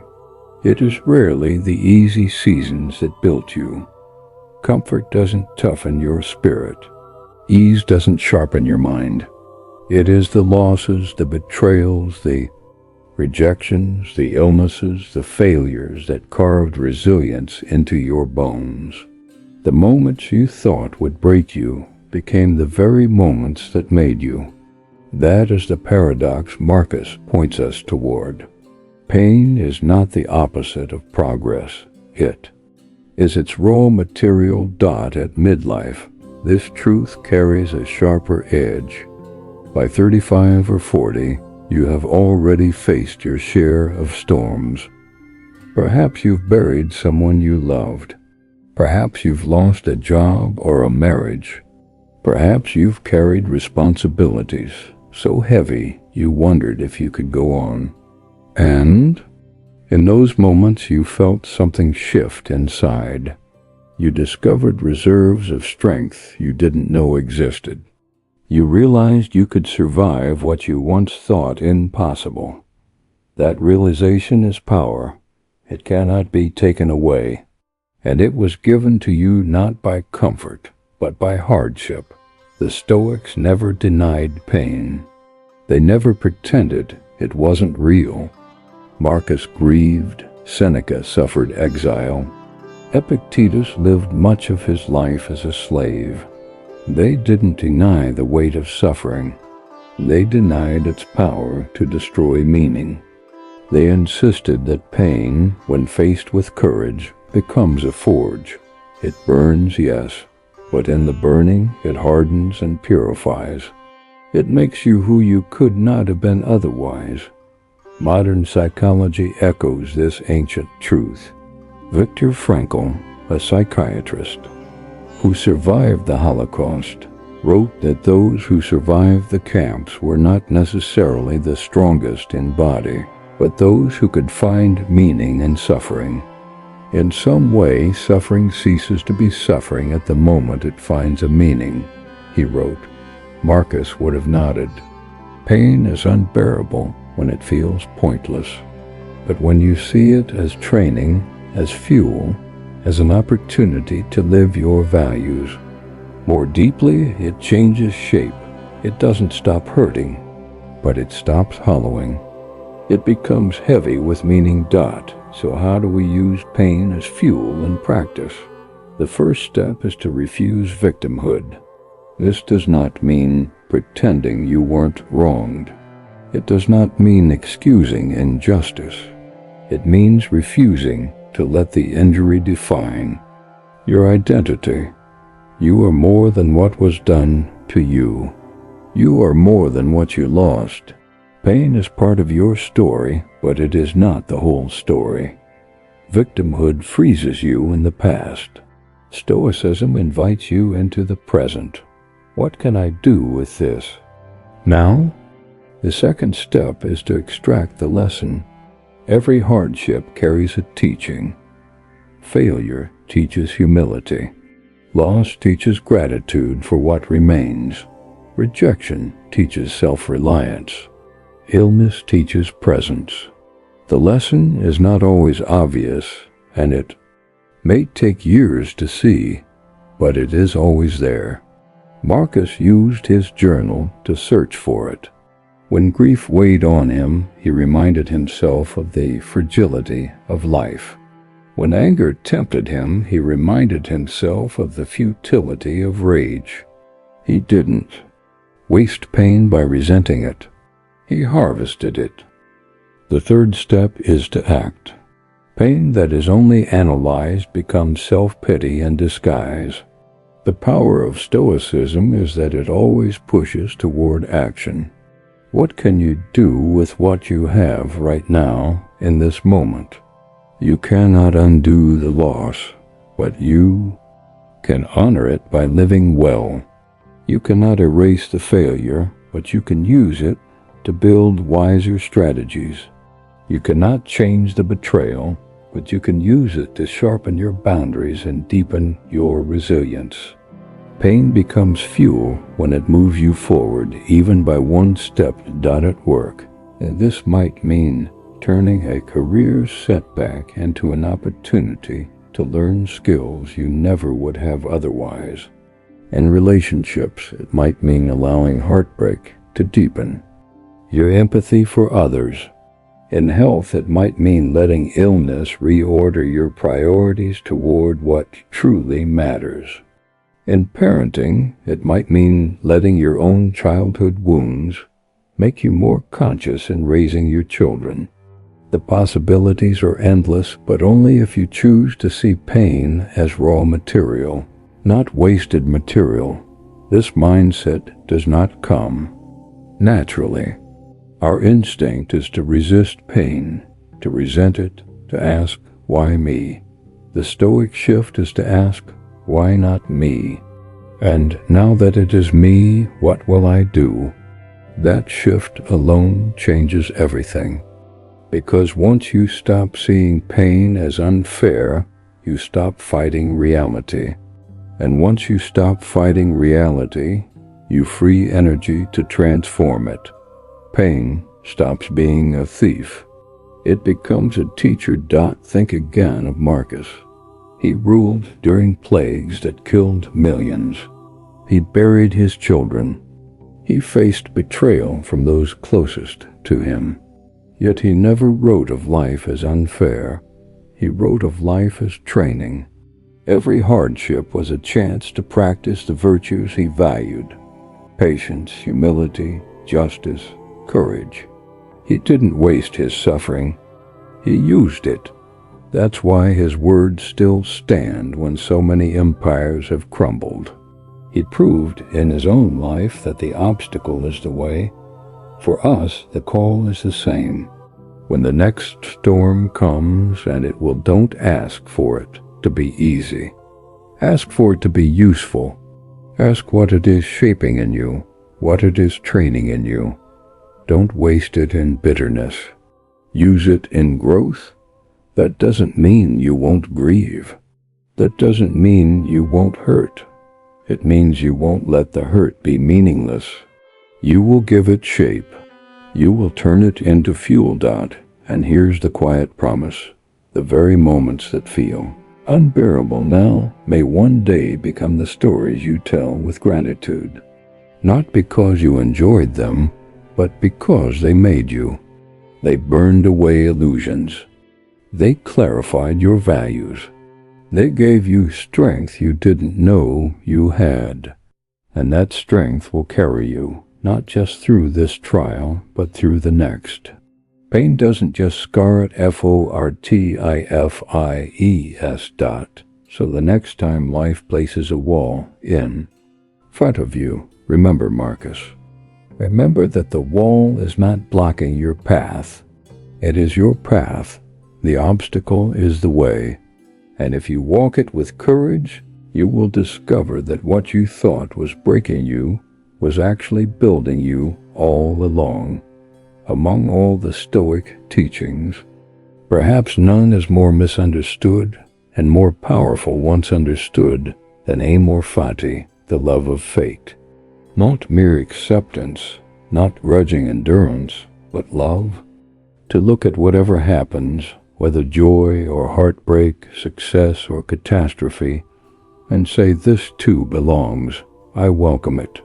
For Marcus Aurelius, this was not abstract poetry, it was survival.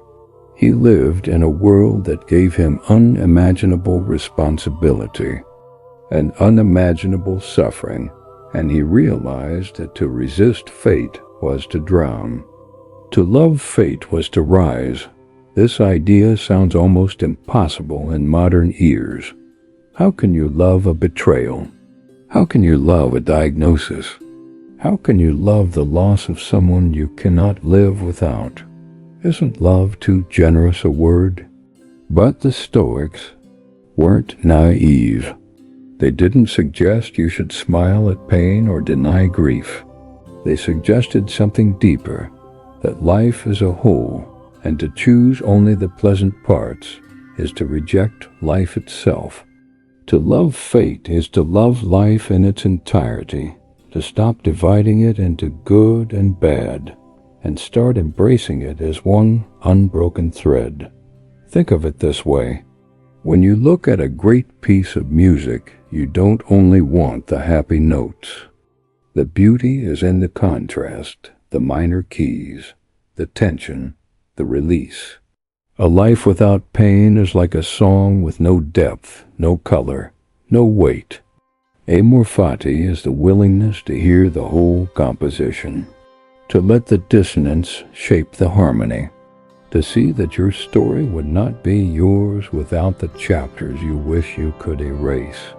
For those of us in midlife, this lesson pierces deeply.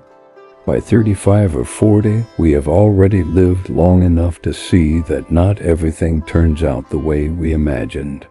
Some dreams have died, Some relationships have ended. Some plans have been derailed beyond repair. The temptation is to resent it all, to look back with bitterness, to wonder why life cheated us.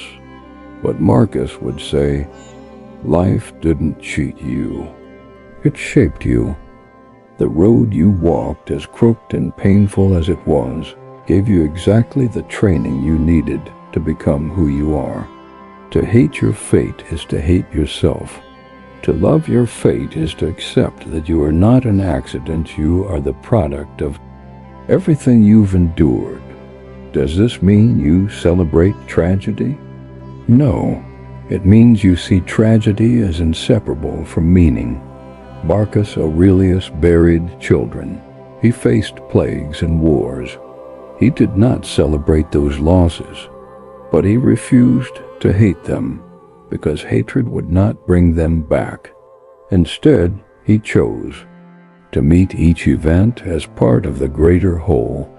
If this is what life or God or nature assigns me, then my task is not to curse it, but to live it well, to find the dignity inside it, to let it deepen me rather than hollow me. Modern thinkers echo this. Friedrich Nietzsche famously said, "My formula for greatness in a human being is amor fati, that one wants nothing to be different, not forward, not backward, not in all eternity." Imagine the power of such a life, not wishing for the past to change, not waiting for the future to deliver happiness, but loving the exact life that is in front of you. Imagine the freedom of never arguing with reality again. That is what Stoicism offers, the end of resistance. Not the end of pain, but the end of unnecessary suffering caused by wishing things were otherwise. But how do we practice this? How do we actually learn to love fate? The first step is perspective. Step back and look at your life as a whole. Think of the things that once felt unbearable, but now feel like turning points. The heartbreak that forced you to grow. The job loss that redirected you to something better. The illness that made you revalue health and time. At the moment, they felt like curses. In hindsight, they were shaping you. Amor fati invites you to see that shaping not years later, but now. The second step is gratitude, even in pain. This does not mean pretending you are happy about suffering. It means finding what remains, what still deserves thanks. Marcus, in the middle of grief, would remind himself of the gift of waking up, of seeing the sunrise, of being able to act with justice even one more day. Gratitude does not erase loss, but it keeps loss from erasing you.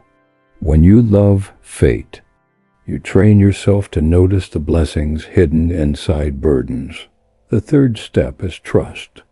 Not blind optimism, but trust that the story is larger than what you can see. The Stoics believed in a rational universe, where everything that happens is woven into a greater order. Whether or not you share that metaphysics, the principle remains. You cannot see the whole pattern of your life from within it. What feels senseless now may reveal meaning later. Amor fati is the humility to admit that you are not the master planner. It is the trust to live your part well, even when the script makes no sense. And the fourth step is action. Loving your fate is not passive. It does not mean folding your hands and accepting abuse or injustice. It means meeting each moment fully, doing what you can within your control, and releasing what is not. Marcus fought wars, passed laws, raised children, led an empire. He acted with vigor, but he did so without bitterness. He didn't waste energy resenting what was out of his hands. He used that energy to act wisely on what was within them. This changes everything. Imagine walking through life without the constant, if only I had chosen differently. If only they had treated me better. If only the world were fair. Amor fati silences the if-onlys. It roots you in this is. And once you accept this is, you can finally move. Resentment keeps you stuck in imaginary worlds. Love of fate keeps you alive in the real one. For those in midlife, this is liberation. Because the truth is, you will not get a new past. You will not get a perfect future. What you have is here and now with all its scars and surprises. To fight it is to waste the only life you have. To love it is to honor it. To love it is to say, yes, this is mine. And in that yes, there is a kind of strength that nothing can take away that. So here is the invitation. Stop dividing your life into chapters you embrace and chapters you regret. See it as one book, one story, and love it whole. Not because every page was pleasant, but because without them the story would not be yours. And yours is the only one you get to live. Marcus knew this. He lived it. And through his example, he offers us the same choice: resentment or love, resistance or acceptance, bitterness or beauty. The choice is ours, every moment of every day. When you hold meditations in your hands, you are not holding a polished book. You are holding a journal. That single fact is what makes it unlike almost any other work of philosophy. It wasn't written to impress. It wasn't written for an audience. It was written as survival. Marcus Aurelius sat down with his pen, not to build a legacy, but to steady his soul. His journal was his therapy, his mirror, his compass, his training ground. And that is precisely why it still speaks with such power today. We live in a time overflowing with information, but starved of reflection. We consume podcasts, articles, videos, quotes, all telling us how to think and live. But how often do we stop to hear our own thoughts? How often do we let the chaos of our minds spill onto paper, where we can finally see it clearly? That's the genius of journaling. It turns the swirling fog of feeling into words you can touch. And once you can touch them, you can shape them. Marcus used journaling the way a soldier uses sharpening stone. Every night or morning, he ground down his impulses, his fears, his frustrations. He reminded himself of what was in his control and what wasn't. He scolded himself when he lost his temper. He consoled himself when grief threatened to crush him. He gave himself orders when he grew lazy. Each entry was a tool, not a performance. This is what makes journaling powerful. It is not about sounding wise, but about becoming wise. Modern psychology has caught up with what Marcus practiced. Studies show that journaling lowers anxiety, improves sleep, reduces stress, and even strengthens the immune system. Why? Because writing organizes the chaos. The brain, when overwhelmed, loops endlessly. Thoughts chase each other in circles, never landing.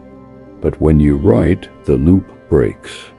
You give shape to what felt infinite.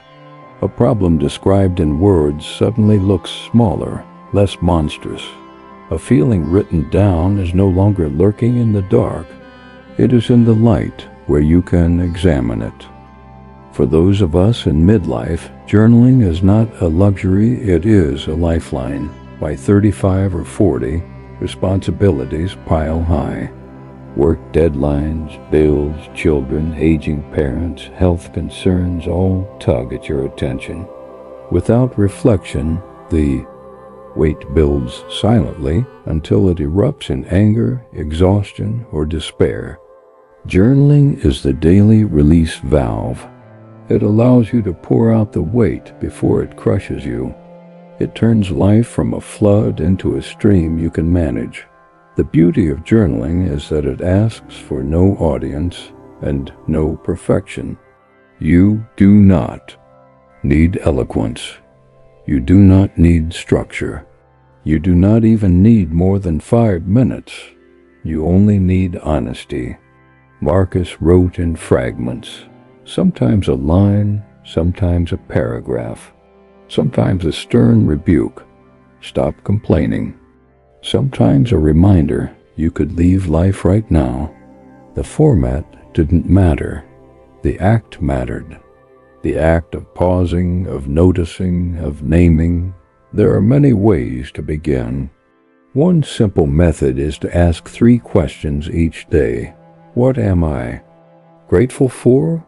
What challenged me today? How will I respond better tomorrow? These questions reflect the Stoic cycle. Gratitude grounds you, challenge trains you, and intention prepares you. Over time, these answers stack, not just on the page, but in your character. You begin to see patterns where you repeatedly lose your temper, where you consistently procrastinate, where you regularly grow anxious. And once you see patterns, you can change them. Without writing, patterns stay invisible. With writing, they are in plain sight. Journaling also gives you perspective across time. Imagine picking up an old notebook from 5 years ago. You see your fears written down, the ones that felt unbearable. Now they look smaller, even laughable. You realize you survived. You realize your strength. That reflection alone can build confidence more than any pep talk. It reminds you that your current worries too will one day look smaller. You've carried heavy loads before. You will again at midlife. This perspective is invaluable. It is easy to believe that your current struggles define you permanently, but journaling shows you the arc. You are not frozen in this moment. You are growing, adapting, enduring. Reading old entries shows you that progress is happening quietly, even when you don't feel it day to day. Marcus must have felt this too, reading back over his own words, realizing that the lessons he repeated were slowly becoming instincts. There is another benefit. Journaling builds accountability. When you see your words on paper, you can't escape them. If you write every night that you will stop wasting mornings, and every morning you still scroll your phone in bed, the page exposes the lie. The page does not flatter, the page reflects, and that reflection pushes you toward alignment. Journaling also softens grief. When Marcus wrote about death, his own and others, he wasn't trying to erase the sting. He was trying to give the sting a place. Writing gives grief a container. It doesn't make it disappear, but it prevents it from spilling everywhere, poisoning every part of life. On the page, grief has boundaries. On the page, grief can breathe. And in that breathing, the heart finds space for something else: gratitude, memory, even love. Some people resist journaling because they fear what they'll find. They think, if I write, I'll have to face myself. And that's true, but isn't. At the point, you cannot heal what you refuse to name. Marcus didn't avoid his flaws, he confronted them. He admitted envy, anger, fatigue. He wrote them down, not to wallow, but to strip them of their hidden power. What you write becomes less frightening. What you hide, festers. So let's reframe journaling. It's not a hobby for writers. It's a tool for warriors of the mind. It's not about grammar. It's about courage. It's not about recording what happened. It's about shaping how you will meet what happens next. Imagine your life without journaling. The stress builds invisibly. The same triggers catch you off guard. The same mistakes repeat unchallenged. Now imagine your life with journaling. Every day you pause. Every day you unload. Every day you notice. Over weeks and months, that noticing compounds. You stop tripping over the same stones. You begin to walk differently. Your mind feels lighter because it has a place to rest. That's why Marcus's private notes became one of the most influential books ever written. Not because he tried to teach the world, but because he tried to teach himself. And in teaching himself, he gave us all a model. A model we can use today, with nothing more than a notebook and a pen dot, so the invitation is simple. Write, tonight, tomorrow morning. Don't wait until you feel ready. Don't wait until you have the perfect notebook. Grab a scrap of paper, open a file on your computer, and pour out your mind. Ask, what did I learn today? Where did I fall short? What am I grateful for? What do I want to carry into tomorrow? Write it down. And then the next, do it again and again, until reflection is not something you force, but something you crave. Journaling is freedom. Freedom from the tyranny of unexamined thoughts. Freedom from the loop of anxiety. Freedom from the weight of carrying everything alone in your head. Marcus Aurelius knew this. That's why he wrote. And that's why his words outlived him. Because in writing to free himself, he built a path for us to free ourselves too. When most people think of Stoicism, they imagine cold detachment, an almost emotionless approach to life. They assume the Stoics wanted to numb themselves, to live untouched by feeling. But this is a misreading. The Stoics did not reject love.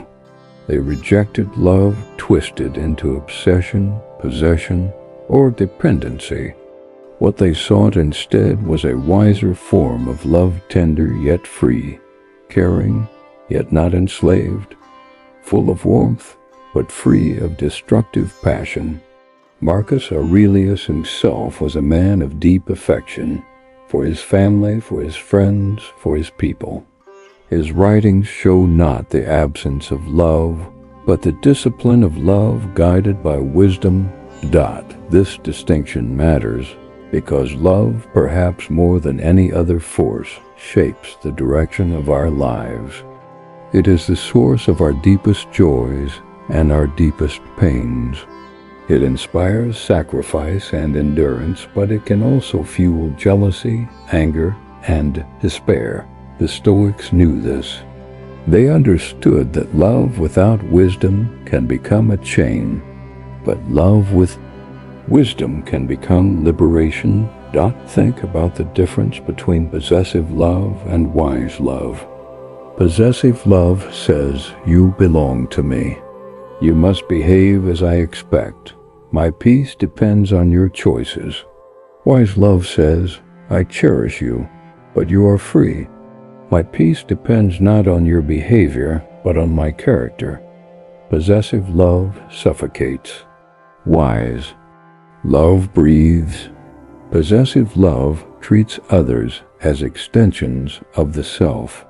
Wise love honors them as independent souls. For those of us in midlife, this difference is not abstract. By 35 or 40, many of us have lived through relationships that soured because love turned to control, or marriages that strained under unspoken expectations, or friendships that dissolved because care became conditional. We know what it feels like to grip too tightly. We know the disappointment of trying to mold someone else into the version we need them to be. Stoicism offers a radical alternative. Love fully, but let go of ownership. Love deeply, but don't confuse love with control. Marcus Aurelius often reminded himself to treat others kindly, but without expectation of return. He knew people would be ungrateful, selfish, even cruel, but he refused to let their behavior define his own. If it is not right, do not do it. If it is not true, do not say it. That principle applied as much to love as to justice. His standard was not, do they deserve my love? But is it right for me to give it? In this way, he freed himself from the endless calculation of fairness. Love became an act of character, not a negotiation of reward. This approach can transform how we love as parents. Children, especially as they grow, test boundaries. They resist. They assert independence. Possessive love clings, panics, tries to mold them.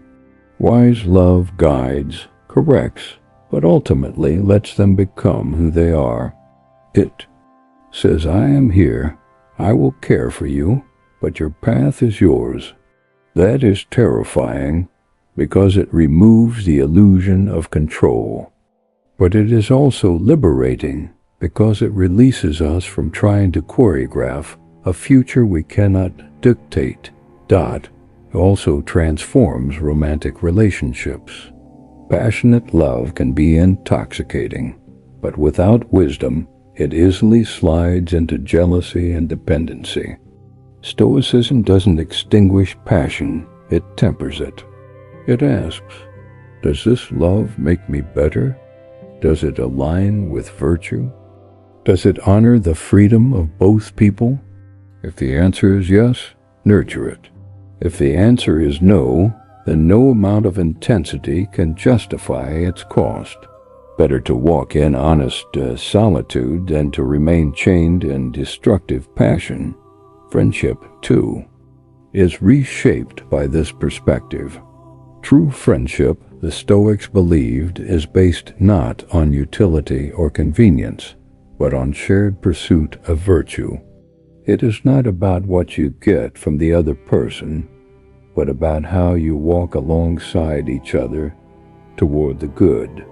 Such friendships are rare, but when found, they are worth more than gold, and they require wise love, care without possession, presence without demand. Midlife is the perfect time to practice this.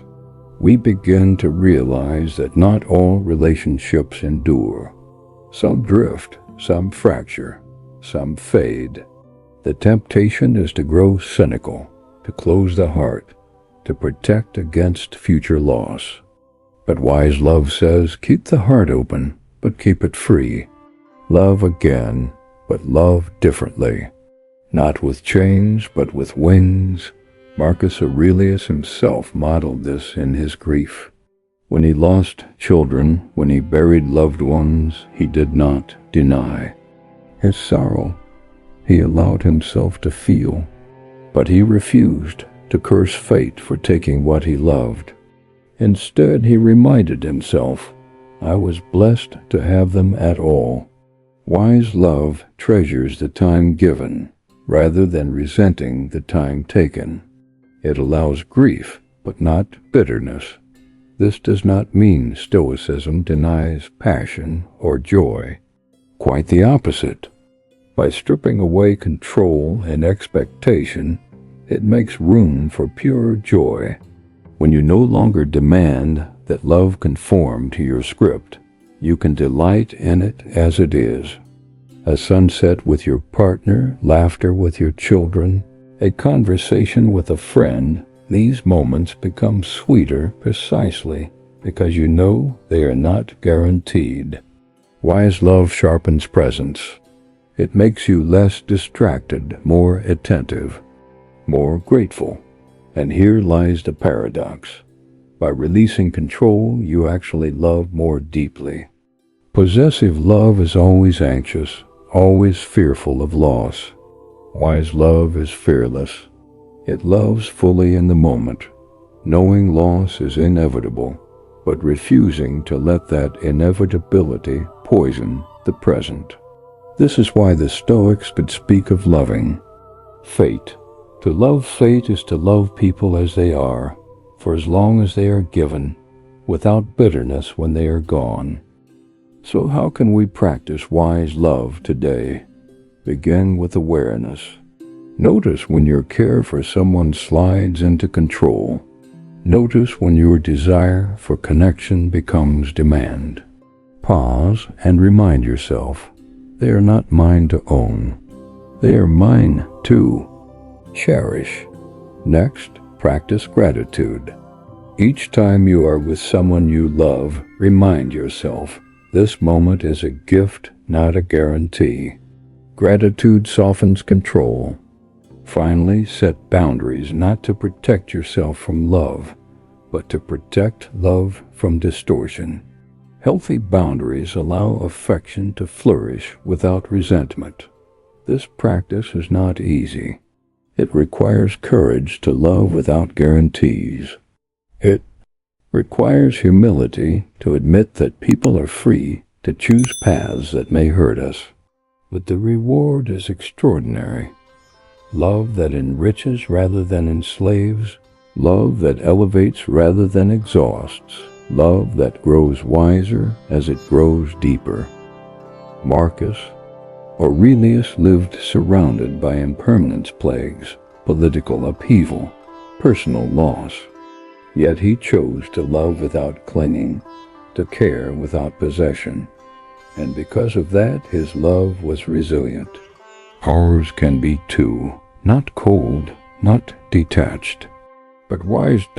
So let us reject the caricature of Stoicism as lovelessness. Let us embrace the truth. Stoicism teaches not less love, but better love. Love that is steady, generous, fearless. Love that says, I am here, I will care, I will give, and I will not bind you. Because love is not about possession. Love is about presence. And presence, guided by wisdom, is love in its highest form. Marcus Aurelius once wrote, waste no more time arguing what a good man should be. Be one.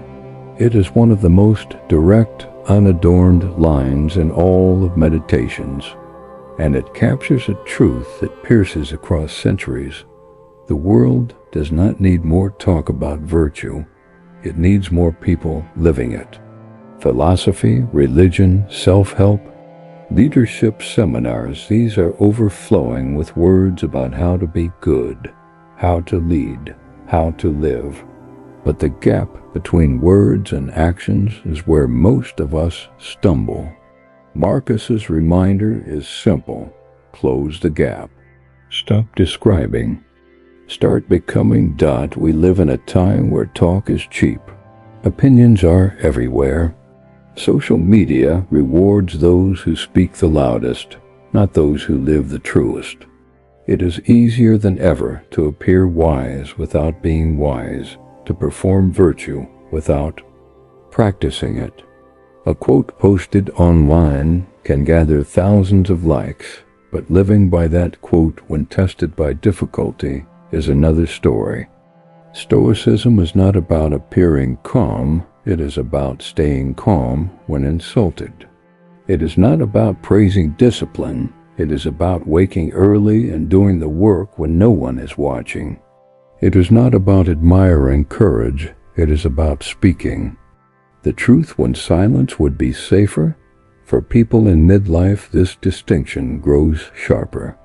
By 35 or 40, you have seen enough of life to recognize the performers.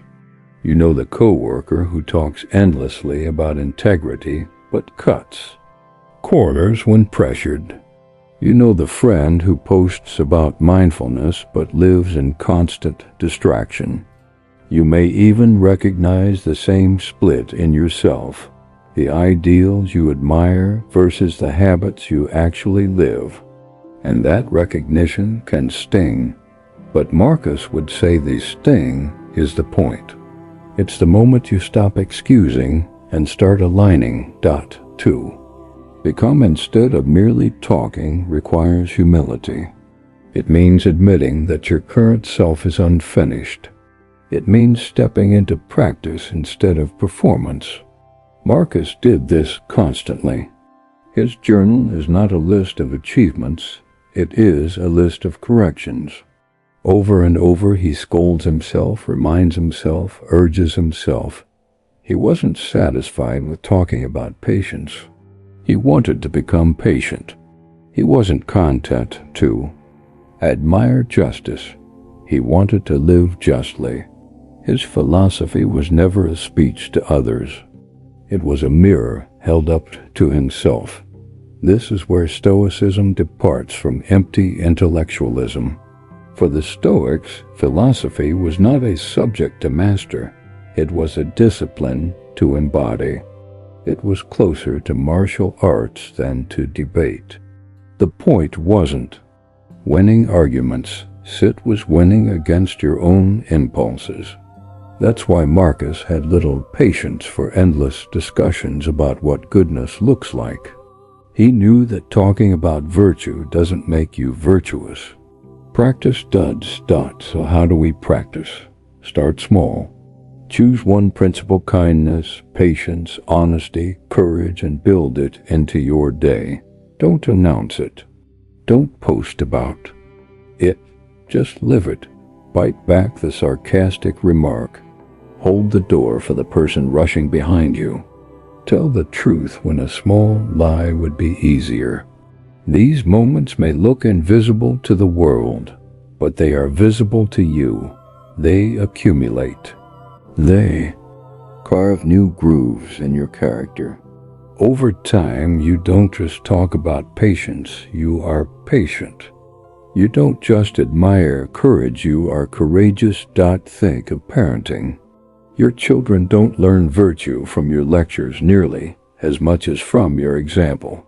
You can tell them about honesty 1,000 times, but if they watch you lie casually, your words collapse. You can lecture about respect, but if they hear you belittle others, the lesson is lost. What you live teaches louder than what you say. The same is true in work. A leader who speaks about values but cuts ethical corners will never inspire loyalty. A leader who lives by values, even at personal cost, builds trust without speaking. This principle applies to self-respect too. Deep down, you cannot fool yourself. You may impress others with your words, but you know the truth. You know if you are living your principles or just rehearsing them in speeches. That gap breeds anxiety. Living in contradiction corrodes the soul. Alignment, even imperfect alignment, builds peace. When your actions match your ideals, even clumsily, even inconsistently, you begin to feel whole. And wholeness is worth more than applause. At midlife, this becomes urgent. You realize you don't have endless time to keep planning to live better. One day, not far from now, you will run out of tomorrows. Marcus felt this constantly. That's why he wrote reminders about mortality. He didn't want to waste his life describing virtue while failing to live it.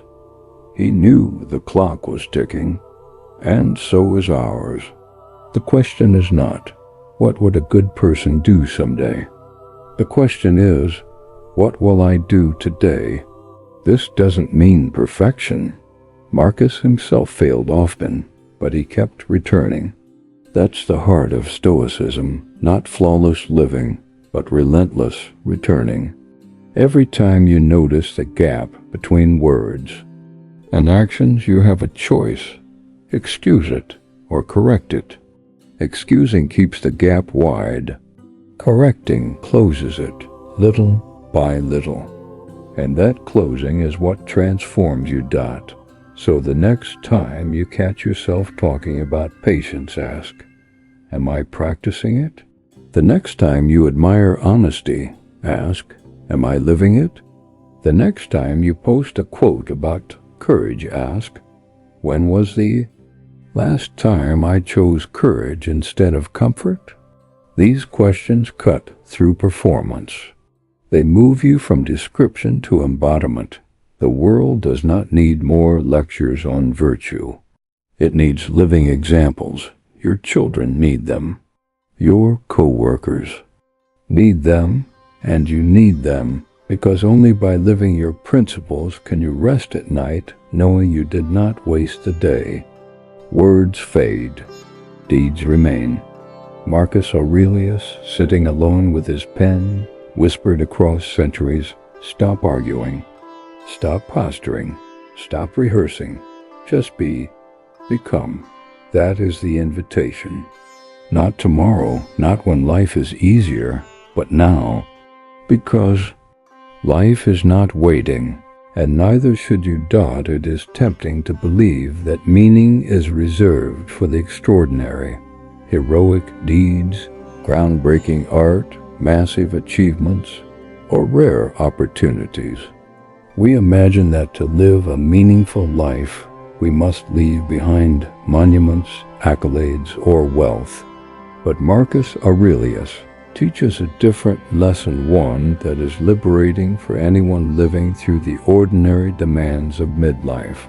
He reminds us that meaning is not found only in great acts, but in how we show up for the small ones. Work, chores, conversations, decisions, these are not obstacles to meaning. They are the material of meaning. Marcus himself bore responsibilities that most of us cannot fathom. He was emperor of Rome, ruling millions, leading armies, managing crises. Yet in his writings he did not speak of grand visions or dramatic victories. He spoke of showing up each day, doing what was right, fulfilling his duties with dignity. He often reminded himself that he was not above daily labor. He was a servant of the whole, tasked to play his part well. For him, meaning wasn't in spectacle, it was in service. This idea matters because so many people in their 30s and 40s feel trapped by routine. They see their work as mundane, their lives as repetitive, their contributions as small. The temptation is to resent the ordinary, to chase excitement elsewhere, or to believe life's purpose is still out there. But Stoicism insists that the ordinary is not meaningless. The way you respond to a child's question, the way you treat a customer, the way you carry yourself in a meeting, these are acts of meaning. They may not make headlines, but they shape your soul. Viktor Frankl, centuries after Marcus, echoed this in man's search for meaning. He wrote that meaning is available in every circumstance, even the most miserable. It is found not in the situation itself, but in the stance you take toward it. Marcus lived this truth. Whether leading armies or enduring personal grief, he asked, "What does virtue require of me here?" That question gave every moment weight, even the small ones. For us, the application is clear. Stop waiting for life to hand you a grand stage. Stop believing your work must be glamorous to matter. Meaning is not in the size of the role, but in the sincerity of the performance. A janitor who cleans with diligence, a nurse who treats patients with compassion, a parent who listens with patience, these lives are not less meaningful than that of his CEO. In many ways, they are more, because meaning is not about applause. It is about alignment. This shift is urgent in midlife. By this point, many people feel a creeping sense of disappointment. The career didn't deliver the fulfillment they expected. The promotions didn't silence the emptiness. The achievements didn't anchor their worth, and so they wonder, is this all? Marcus offers a gentler answer. Yes, this is all, and it is enough if you bring virtue to it. You don't need a new job to live meaningfully. You need a new way of seeing the job you have. Imagine approaching work not as a ladder to climb, but as a practice field for character. Each frustration becomes a test of patience. Each conflict becomes a test of justice. Each boring task becomes a test of diligence. Suddenly, nothing is wasted. Every email, every meeting, every errand becomes a chance to practice who you want to be. The context may be ordinary, but the meaning is extraordinary. This doesn't mean you must stay in unhealthy environments.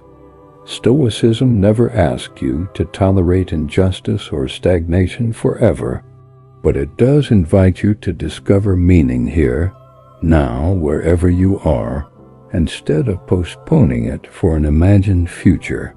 If you can't find meaning in the present, you likely won't find it in the future either, because meaning is not in the situation, it is in the stance. Think of parenting, perhaps the clearest example. Changing diapers, driving carpools, helping with homework. These are not glamorous. They are exhausting, but they are saturated with meaning. Each moment is a chance to shape another human being's experience of love, safety, and patience. That is work of the highest order, and it is done not with fanfare but with presence. The same applies to caring for aging parents, maintaining friendships, showing up at community events.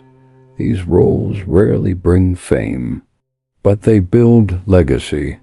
They shape how you will be remembered, not in history books, but in hearts. And what is more meaningful than that? Marcus constantly reminded himself that fame was an illusion. He knew that emperors before him had been forgotten, their names erased by time. What mattered was not being remembered, but living rightly. That shift from legacy in stone to legacy in character is the Stoic way. It invites you to pour meaning into daily acts, rather than waiting for monumental ones. In practical terms, you can begin each day by asking, how can I serve today? How can I align with virtue here?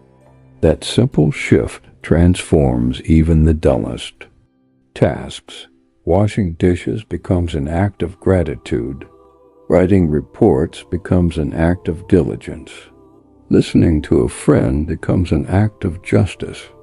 Every act, however small, becomes a thread in the fabric of a meaningful life. And here's the paradox. When you stop chasing meaning in the extraordinary, you begin to live extraordinarily in the ordinary. People around you notice.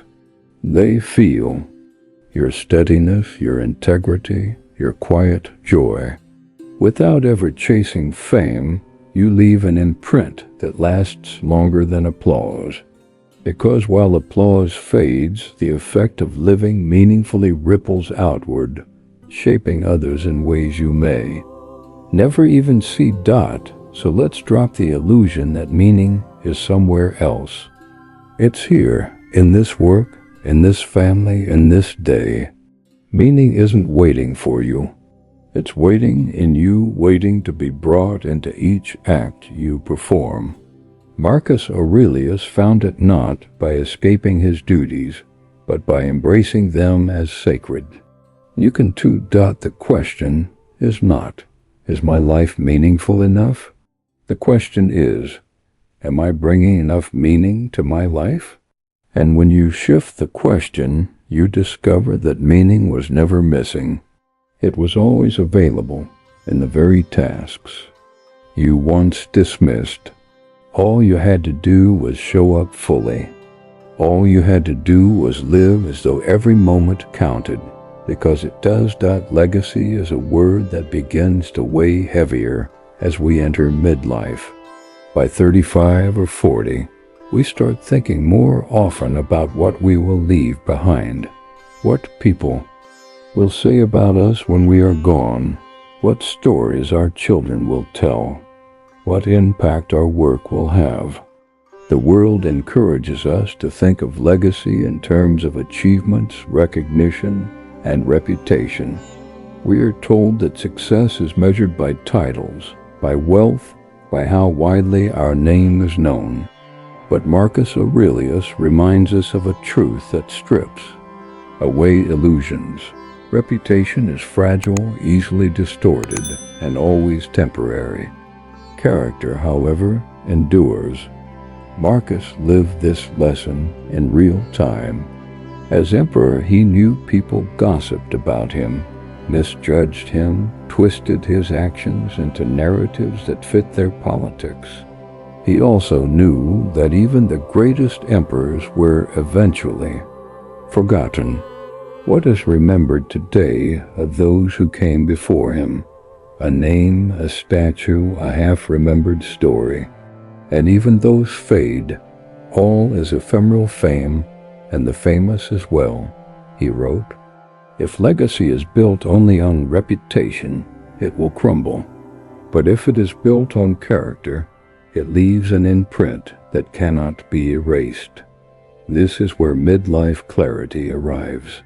You realize that the trophies you've been chasing may not mean as much as you once thought. The promotion is forgotten when a new leader takes over. The awards gather dust in a drawer. The applause quiets. But the way you treated people, your kindness, your fairness, your steadiness continues to ripple outward in lives you may never see again. That is legacy. Not the size of your resume, but the size of your character. Consider parenting. The legacy you leave your children is not primarily money or status. It is the example of how you lived. Did they see patience in you or anger? Did they see honesty or excuses? Did they see compassion or indifference? Those impressions become part of who they are. They carry them into their own lives and into the lives of their children. That is legacy, passed not by inheritance, but by presence. Consider work. You may not be remembered for every project or every metric, but colleagues will remember whether you treated them with respect. They will remember whether you encouraged them or humiliated them. They will remember whether you stood for integrity when it cost you or whether you folded. Those memories shape how they treat others, long after your name fades from the company. Directory, your influence continues. That is legacy. Marcus understood that to chase reputation is to chain yourself to something outside your control. People will think what they think. They will misinterpret. They will forget. If your peace depends on their memory, you will never rest, but character is always in your control. Every moment offers you a choice to live in alignment with virtue or not. That choice is your true legacy. Reputation may follow, but it is only a shadow. The substance is character. At midlife, this is both sobering and freeing. Sobering because you realize how much time you may have wasted chasing approval. Freeing because you realize you don't need to be famous to leave a profound legacy. You don't need to be known by millions. You only need to live rightly with the people around you. Fame fades. Impact lasts. This perspective also softens the fear of being forgotten. Marcus often reminded himself that emperors greater than him had already been erased from memory. If even their names disappeared, what chance did his have? And yet he didn't despair. He shifted his focus. The goal was never to be remembered. The goal was to live well. to do justice now, to practice courage now, to embody wisdom now. That was enough. And if it is enough for an emperor, it can be enough for us. Practically, how do we build a legacy of character? We begin with small acts repeated. Integrity in the little things builds trust in the big things. Show up when you say you will. Keep promises. Admit mistakes. Treat others as ends, not means. These practices, ordinary as they seem, create a ripple effect. People may forget your name, but they will carry your impact.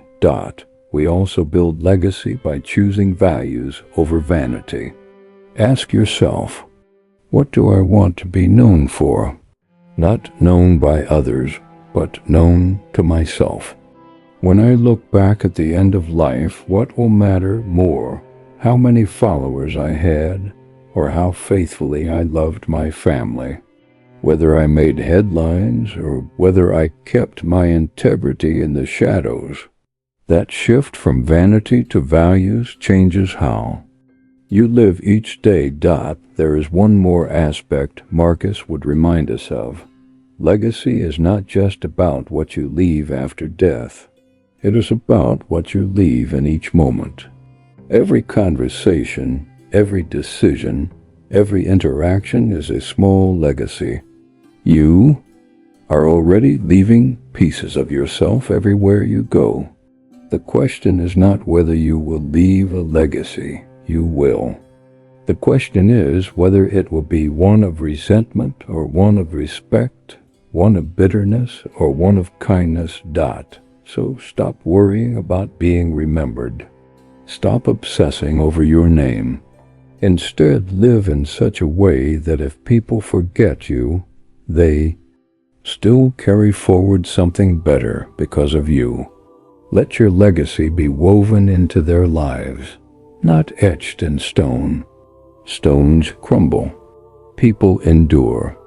And when you shift focus from reputation to character, you find a peace that chasing fame can never give. In the end, Marcus Aurelius leaves us this lesson. True inheritance is not reputation, it is character. And character is built in the ordinary, moment by moment, choice by choice. Leave those choices well, and you will leave a legacy no empire could match. If there is one consistent thread running through Marcus Aurelius's meditations, it is his reliance on repetition. He wrote the same truths again and again. Don't lose your temper. Remember death. Resist vanity. Serve the common good. Why? Because he knew transformation doesn't come from one-time insights. It comes from small habits, repeated until they carve deep grooves in the soul. The Stoics understood what modern science now confirms. Our lives are not shaped by what we occasionally do, but by what we repeatedly do. Think about exercise. One workout doesn't make you fit. Fitness comes from steady effort, often boring, often unseen, day after day. The same is true of character.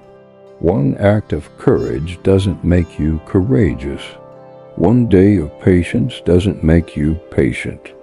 Virtue is muscle. It grows with practice. And practice requires small, consistent habits. Marcus knew this because he felt how quickly impulses could overwhelm him. He was emperor, surrounded by temptations. Flattery, rage, despair, indulgence. A single lapse could ripple across the empire. He couldn't afford to rely on inspiration. He needed discipline, and discipline, he understood, wasn't forged in dramatic moments but in quiet, daily ones. Each morning he reminded himself, today you will meet the arrogant, the selfish, the ungrateful. Don't be surprised. Stay steady. Each night he reflected, where did I fall short? Where did I succeed? Where will I return tomorrow? These were habits, not accidents. And those habits shaped an emperor into a philosopher. For those of us in our 30s and 40s, this truth is especially practical. By now, you've likely discovered that willpower alone doesn't carry you far. You've tried to change overnight, to overhaul your routines, to will yourself into new patterns. And you've seen how quickly those resolutions fade. The Stoics would tell you, don't chase grand transformations. Build small habits. Repetition is the architect of character. Consider anger. You can't simply decide never to be angry again. But you can build the habit of pausing before you respond. You can train yourself to count to 5, to breathe, to write before speaking. Do it once and it feels insignificant. Do it 100 times and it becomes instinct. Or consider gratitude. You can't command yourself to always feel grateful, but you can write 3 things each night that you're thankful for. Over months, that practice rewires your attention. You start seeing blessings more quickly than irritations. This is not just philosophy. It is neuroscience. The brain is plastic. It strengthens the pathways you use most often. Complaining daily strengthens negativity. Pausing daily strengthens patience. Reflecting daily strengthens clarity. Marcus didn't know the science, but he lived the principle. That's why he drilled himself with reminders, as if teaching his brain to default toward wisdom. Habits are powerful because they remove decision fatigue. When virtue becomes routine, you don't have to debate it in the moment. You don't wonder whether to lie. You've built honesty into your reflexes. You don't wonder whether to explode. You've built composure into your instincts. This is why the Stoics valued training over talk. Words fade under pressure, habits hold. At midlife, this lesson carries urgency. Time feels shorter.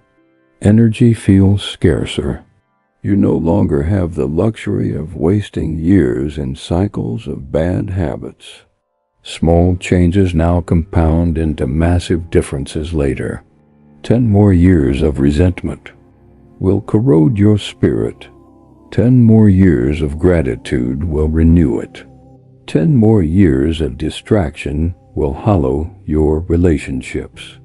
10 more years of presence will deepen them. Habits decide which legacy you will leave. The beauty of habits is that they start small. 1 line in a journal. 1 minute of silence before a meeting. 1 act of kindness in traffic. 1 choice not to gossip. Done once, it seems trivial. Done daily, it becomes identity. Marcus's greatness wasn't forged in 1 battle or 1 law. It was forged in the accumulation of thousands of small, disciplined choices. That same path is open to us. So how do we begin?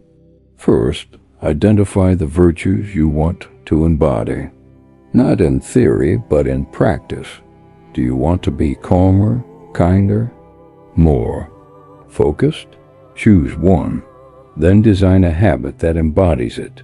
If it's calm, commit to pausing before replying to criticism. If it's kindness, commit to 1 act of service each day. If it's focus, commit to starting work without checking your phone. Small, clear, repeatable. Second, track it. Marcus wrote daily to monitor his habits. You can too. Keep a notebook. Mark your progress. Not to shame yourself, but to stay awake. Habits die in vagueness. They thrive in clarity. Third, forgive lapses quickly. Habits are not about perfection. They are about returning. Marcus wrote the same reminders because he slipped the same ways. So will you. The power is not in never failing. It's in refusing to quit. Each return strengthens the habit more than never slipping would. Finally, trust the compound effect. You may not see change in a week or a month, but over years, habits shape destinies. The person who journals daily for 10 years will have a deeper clarity than the person who only reads philosophy. The parent who practices patience daily will raise children who know calm better than anger. The partner who chooses kindness daily will build intimacy that passion alone cannot sustain. Marcus Aurelius reminds us that greatness is not built in bursts, but in repetition. That's good news. You don't need to be extraordinary. You need to be consistent. One small habit practiced daily can reshape a life.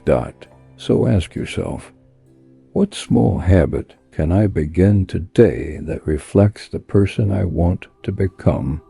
Don't wait for inspiration. Don't wait for the perfect time. Begin now, and then repeat tomorrow, and again the next day, until one day, without noticing, you realize you have become what you once only admired. Marcus Aurelius never claimed to be perfect. In fact, his meditations are filled with evidence that he slipped often into anger, into distraction, into self-pity. What makes his writings remarkable is not his success in always avoiding these traps, but his determination to return after each fall. He knew that the mark of strength is not flawless living, but relentless returning. Failure is not the end. It is the invitation to begin again. This lesson is perhaps the most urgent for those of us in midlife. By 35 or 40, we've accumulated enough failures to feel their weight. We've broken promises to ourselves, fitness plans abandoned, resolutions forgotten, relationships strained, projects left unfinished. We've disappointed others and ourselves more times than we like to admit. The temptation is to grow cynical, to decide that change is impossible, to shrink our ambitions so that failure won't sting again. But Marcus points us toward a nobler path. Don't stop, return. Why? Because the rhythm of life is not perfection, but correction. Even nature itself shows this. The heart doesn't beat in a flawless, straight line. It pulses, recovers, resets. Seasons turn, storms come, balance returns. Life itself is built on cycles of loss and renewal. Why would our growth be any different? To stumble is natural. To return is powerful. Marcus would write reminders to himself as if he were coaching a forgetful student. He knew he would wake up tomorrow tempted to indulge in laziness. He knew he would lose patience when insulted. He knew he would crave praise, and so he wrote again and again what he needed to remember. He didn't berate himself endlessly. He corrected himself. He realigned. That act of returning dozens, hundreds, perhaps thousands of times was the true source of his strength. In our own lives, this practice is transformative. Imagine you lose your temper with your children. The old pattern might be guilt, shame, self-condemnation. You spiral into self-loathing, which ironically makes it harder to change. The Stoic pattern is different. Acknowledge the slip. Write it down. Ask how you will respond better next time. And then return. The slip doesn't define you. The return does. Or picture a commitment to health. You eat clean for a week, then. Stress pushes you back into old habits. The ordinary response is despair. I always fail. Why try? The Stoic response is discipline. Yes, I slipped. Today I return. And in that moment of return, you train resilience. Over time, the lapses matter less than the speed and strength of your return. This principle is liberating because it removes the crushing burden of perfection. You don't need to live flawlessly to live wisely. You need only to notice when you've strayed and choose to come back again and again. That is the training. That is the victory. Failure, in this light, becomes a teacher instead of a tyrant. Each slip reveals something about your patterns, what triggers you, what tempts you, what weakens you. Without failure, you wouldn't see those truths. With failure, you gain data. You see yourself more clearly. And clarity is the first step to mastery. Marcus didn't fear failure. He used it as feedback. At midlife, this shift can save us from despair. Many people around 40 begin to feel that it's too late. Too late to change careers, too late to repair relationships, too late to develop new habits. But Stoicism insists, as long as you are alive, you can return. Seneca wrote, "As long as you live, keep learning how to live." That means there is no deadline for growth. The only true failure is giving up the practice of returning. Think of the people you admire most. Are they perfect, or are they resilient? Most likely they are people who failed, sometimes publicly, sometimes painfully, but who kept rising. They refused to stay down. Their strength was not that they never fell. It was that they always stood back up. That is what inspires. That is what leaves a legacy. This perspective also changes how we view others. When we understand the power of returning, we stop expecting perfection from the people we love. We allow them the dignity of growth. We forgive not because we excuse, but because we recognize the pattern in ourselves. Everyone stumbles. What matters is whether they return. This makes us gentler as parents, partners, and friends. So how can we cultivate the practice of returning? First, shorten the distance. Don't wait weeks or months to restart. If you slip today, return today. The faster you return, the less power the failure has. Second, use rituals. Marcus had journaling. You might have morning meditation, evening reflection, or a daily walk. These rituals anchor you, pulling you back when you drift. Third, refuse shame. Shame whispers that you are your failures. Wisdom whispers that you are your returns. Choose wisdom. Imagine a life where every time you fall, you rise quicker, steadier, calmer. A life where failure is not final, but formative. A life where your children, your colleagues, your friends watch you stumble and rise, and in your rising they find courage to rise themselves. That is what Marcus modeled. That is what we can live. In the end, the power of returning after failure is this. It turns every defeat into training, every stumble into strength. The fall is not the story, the return is. And if you commit to returning again and again, you will discover that failure loses its sting. It becomes simply part of the rhythm of growth. And in that rhythm you will find freedom not from falling, but from staying down. Marcus Aurelius often wrote about greatness, but rarely in the way the world defines it. To him, greatness was not grand gestures or heroic victories. Greatness was found in the small, invisible choices made when no one was watching. These choices rarely earn applause. They rarely make history. Yet they shape your soul, and through your soul, they shape the world around you. Marcus understood what modern people often forget: the neutral good, the quiet acts of integrity, and kindness are the true measure of a life. Think about your own day. How many chances do you have to do the right thing in ways no one will ever see? You can choose to hold your tongue instead of snapping. You can choose to let someone else take the credit without bitterness. You can choose to return the extra change at a store.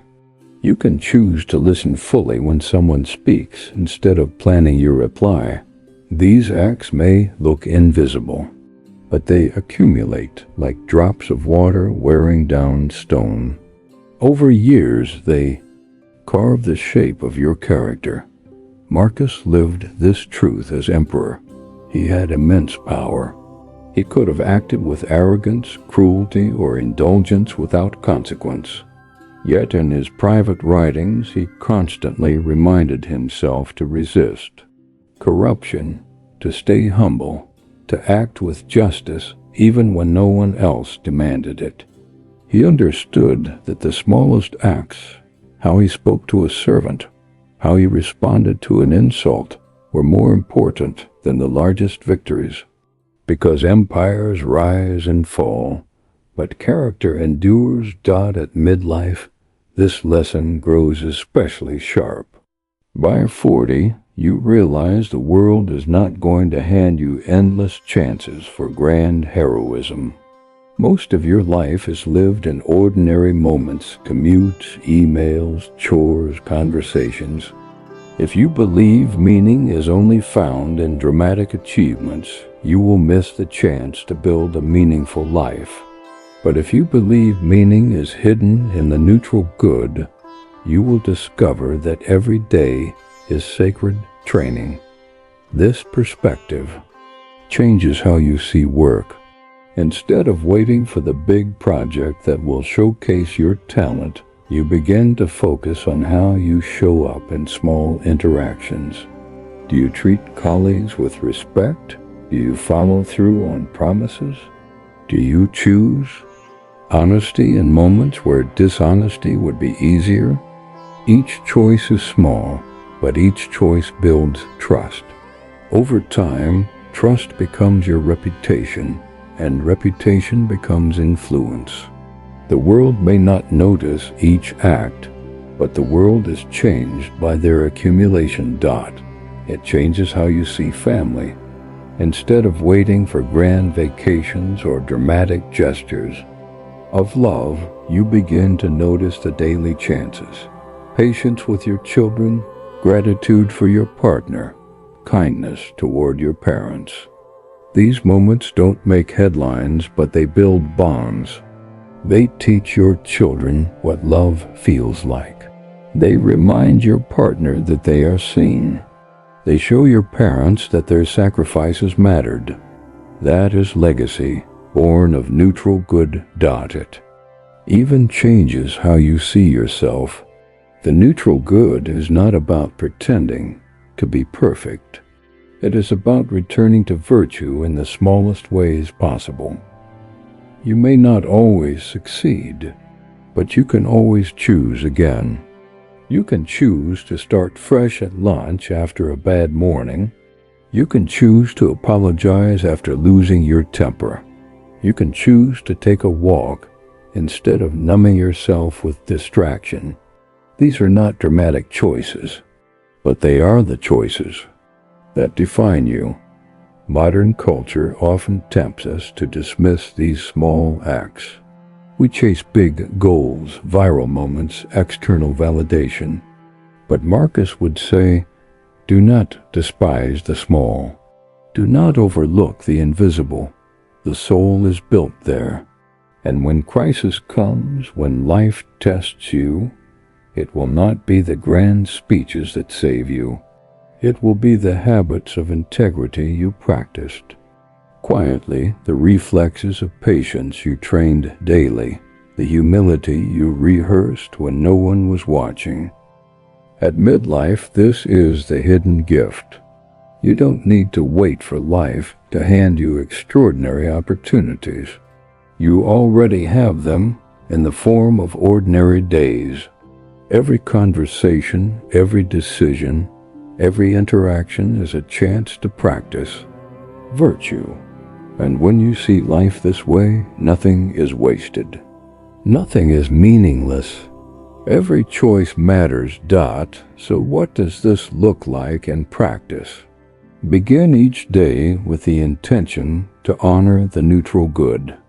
Remind yourself, today I will choose honesty in small things. Today I will practice kindness even when unnoticed.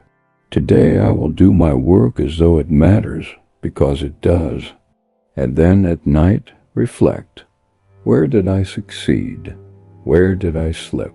Where can I return tomorrow? Over time, this rhythm becomes a way of life.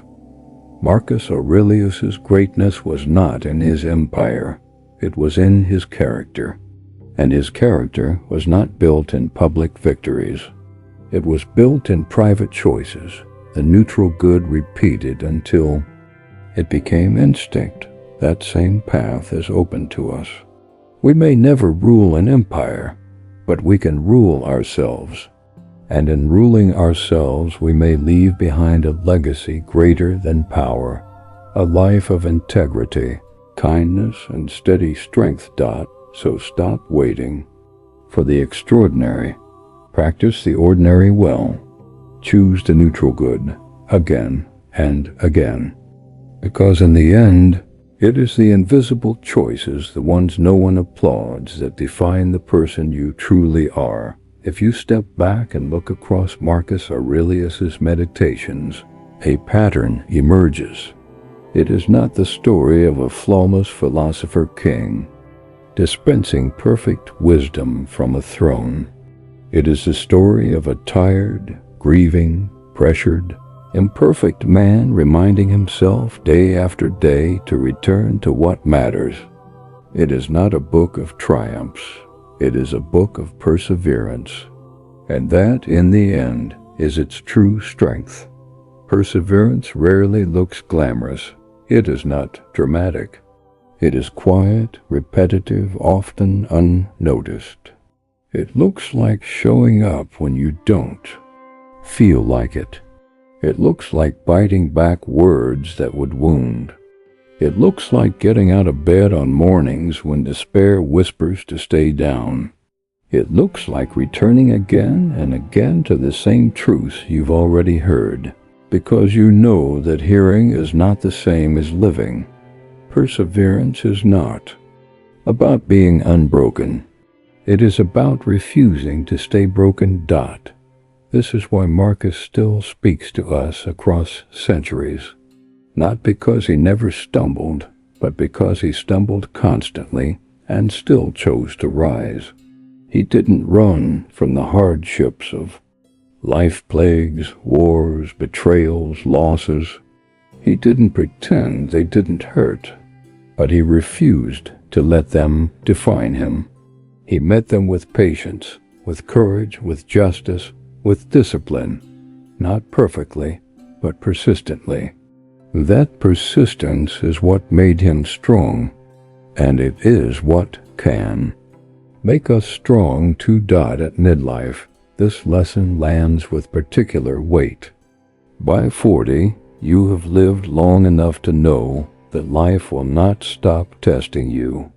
There is no future free of difficulty waiting around the corner. There are joys, yes. There are victories. But there are also losses yet to come, responsibilities yet to weigh on you, disappointments yet to arrive. The question is not whether hardship will visit. It will. The question is whether you will keep going when it does. Perseverance is the answer. It is tempting, especially after repeated setbacks, to grow bitter, to say, "What's the point?" To lower your standards, to quit caring, to let cynicism harden your heart. But Marcus shows us another way. He kept his heart soft even in a hard world. He kept his integrity even when surrounded by corruption. He kept returning to virtue even when failure seemed inevitable. And that is perseverance, not stubbornness for its own sake, but loyalty to your principles in the face of difficulty. And here's the paradox. Perseverance, though it looks like sacrifice, is actually freedom. When you commit to enduring, to continuing, to returning, you free yourself from the tyranny of circumstance. Storms may come, but they cannot stop you. Insults may wound, but they cannot destroy you. Loss may grieve you, but it cannot strip you of dignity. Because perseverance is not about controlling outcomes. It is about controlling your stance. And that stance, steady, grounded, unyielding, makes you unbreakable in spirit. For us, the call is simple. Stop waiting for life to get easier.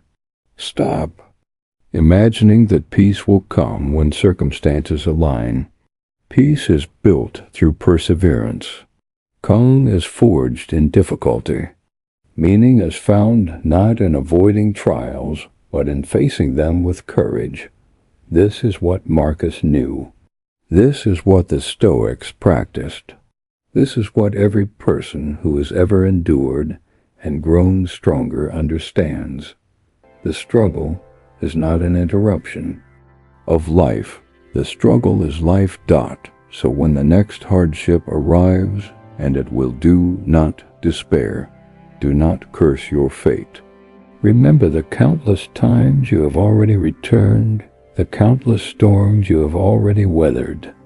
Remember Marcus, scribbling in his journal after another exhausting day, telling himself to rise again. Remember that perseverance is not glamorous, but it is sacred. It is the quiet strength that carries you through everything else. And here is the final encouragement. You already have this strength. You've proven it. You've survived every hard day you thought you couldn't. You've risen after every fall you thought would end you. You are here, listening, still searching, still striving. That is perseverance. And if you nurture it, if you keep returning, you will discover what Marcus discovered, that no obstacle, no loss, no betrayal can take from you the one power that matters most. The power to endure with dignity. In the end, the Stoic life is not about brilliance or perfection. It is about silent strength. It is about ordinary people living ordinary days with extraordinary resilience. It is about the choice, renewed every morning, to meet life as it comes with courage, with justice, with patience, with love. Marcus Aurelius did it. So can we. And in that quiet perseverance we will find the peace we've been searching for all along. As we close this long journey through Marcus Aurelius's wisdom and the broader teachings of Stoicism, a truth rises above all the rest. Life is never about finding the perfect conditions, the perfect people, or the perfect moment. Life is about how you meet each day, each challenge, each joy, and each sorrow with character. Marcus Aurelius was not a flawless sage. He was a man pressed by responsibility, grief, and temptation. Yet in the middle of his struggles he chose to return to virtue again and again. That is what makes his words so enduring. They are not the polished speeches of someone untouched by difficulty. They are the survival notes of someone who walked through storms and refused to be consumed by them. For us ordinary people in an ordinary age, the invitation is the same: to live each day not waiting for ideal circumstances, but practicing courage, patience, humility, love, and resilience in the circumstances we already have, to stop chasing reputation and start building character, to stop postponing meaning and start living it in our daily tasks, to stop fearing failure and start returning after it.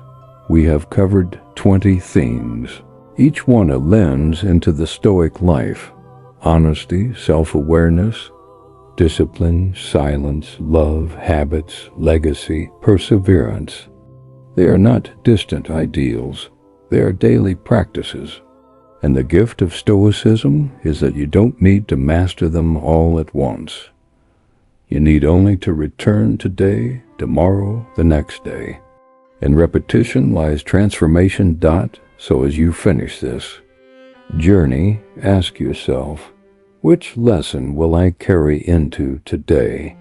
Which practice will I repeat tomorrow? Don't let this remain mere inspiration. Let it become integration. Philosophy means nothing if it stays on the page. It must step into your mornings, your meetings, your arguments, your quiet nights.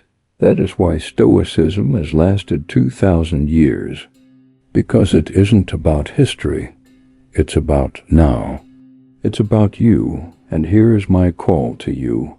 If these lessons have resonated, don't keep them in silence. Share them. Practice them. Let them ripple through your family, your friendships, your work. The world doesn't need more people talking about wisdom. It needs more people living it. If you're ready to take that step, then join us on this path. Subscribe to StoicCraft, where we continue exploring how ancient philosophy meets modern life, where timeless principles become practical tools. Every video, every reflection is another chance to return, another chance to train, another chance to become stronger and calmer in the middle of a chaotic world. Click subscribe. Stay with us, walk this path, and as you do, remember, your power has never been in controlling fate.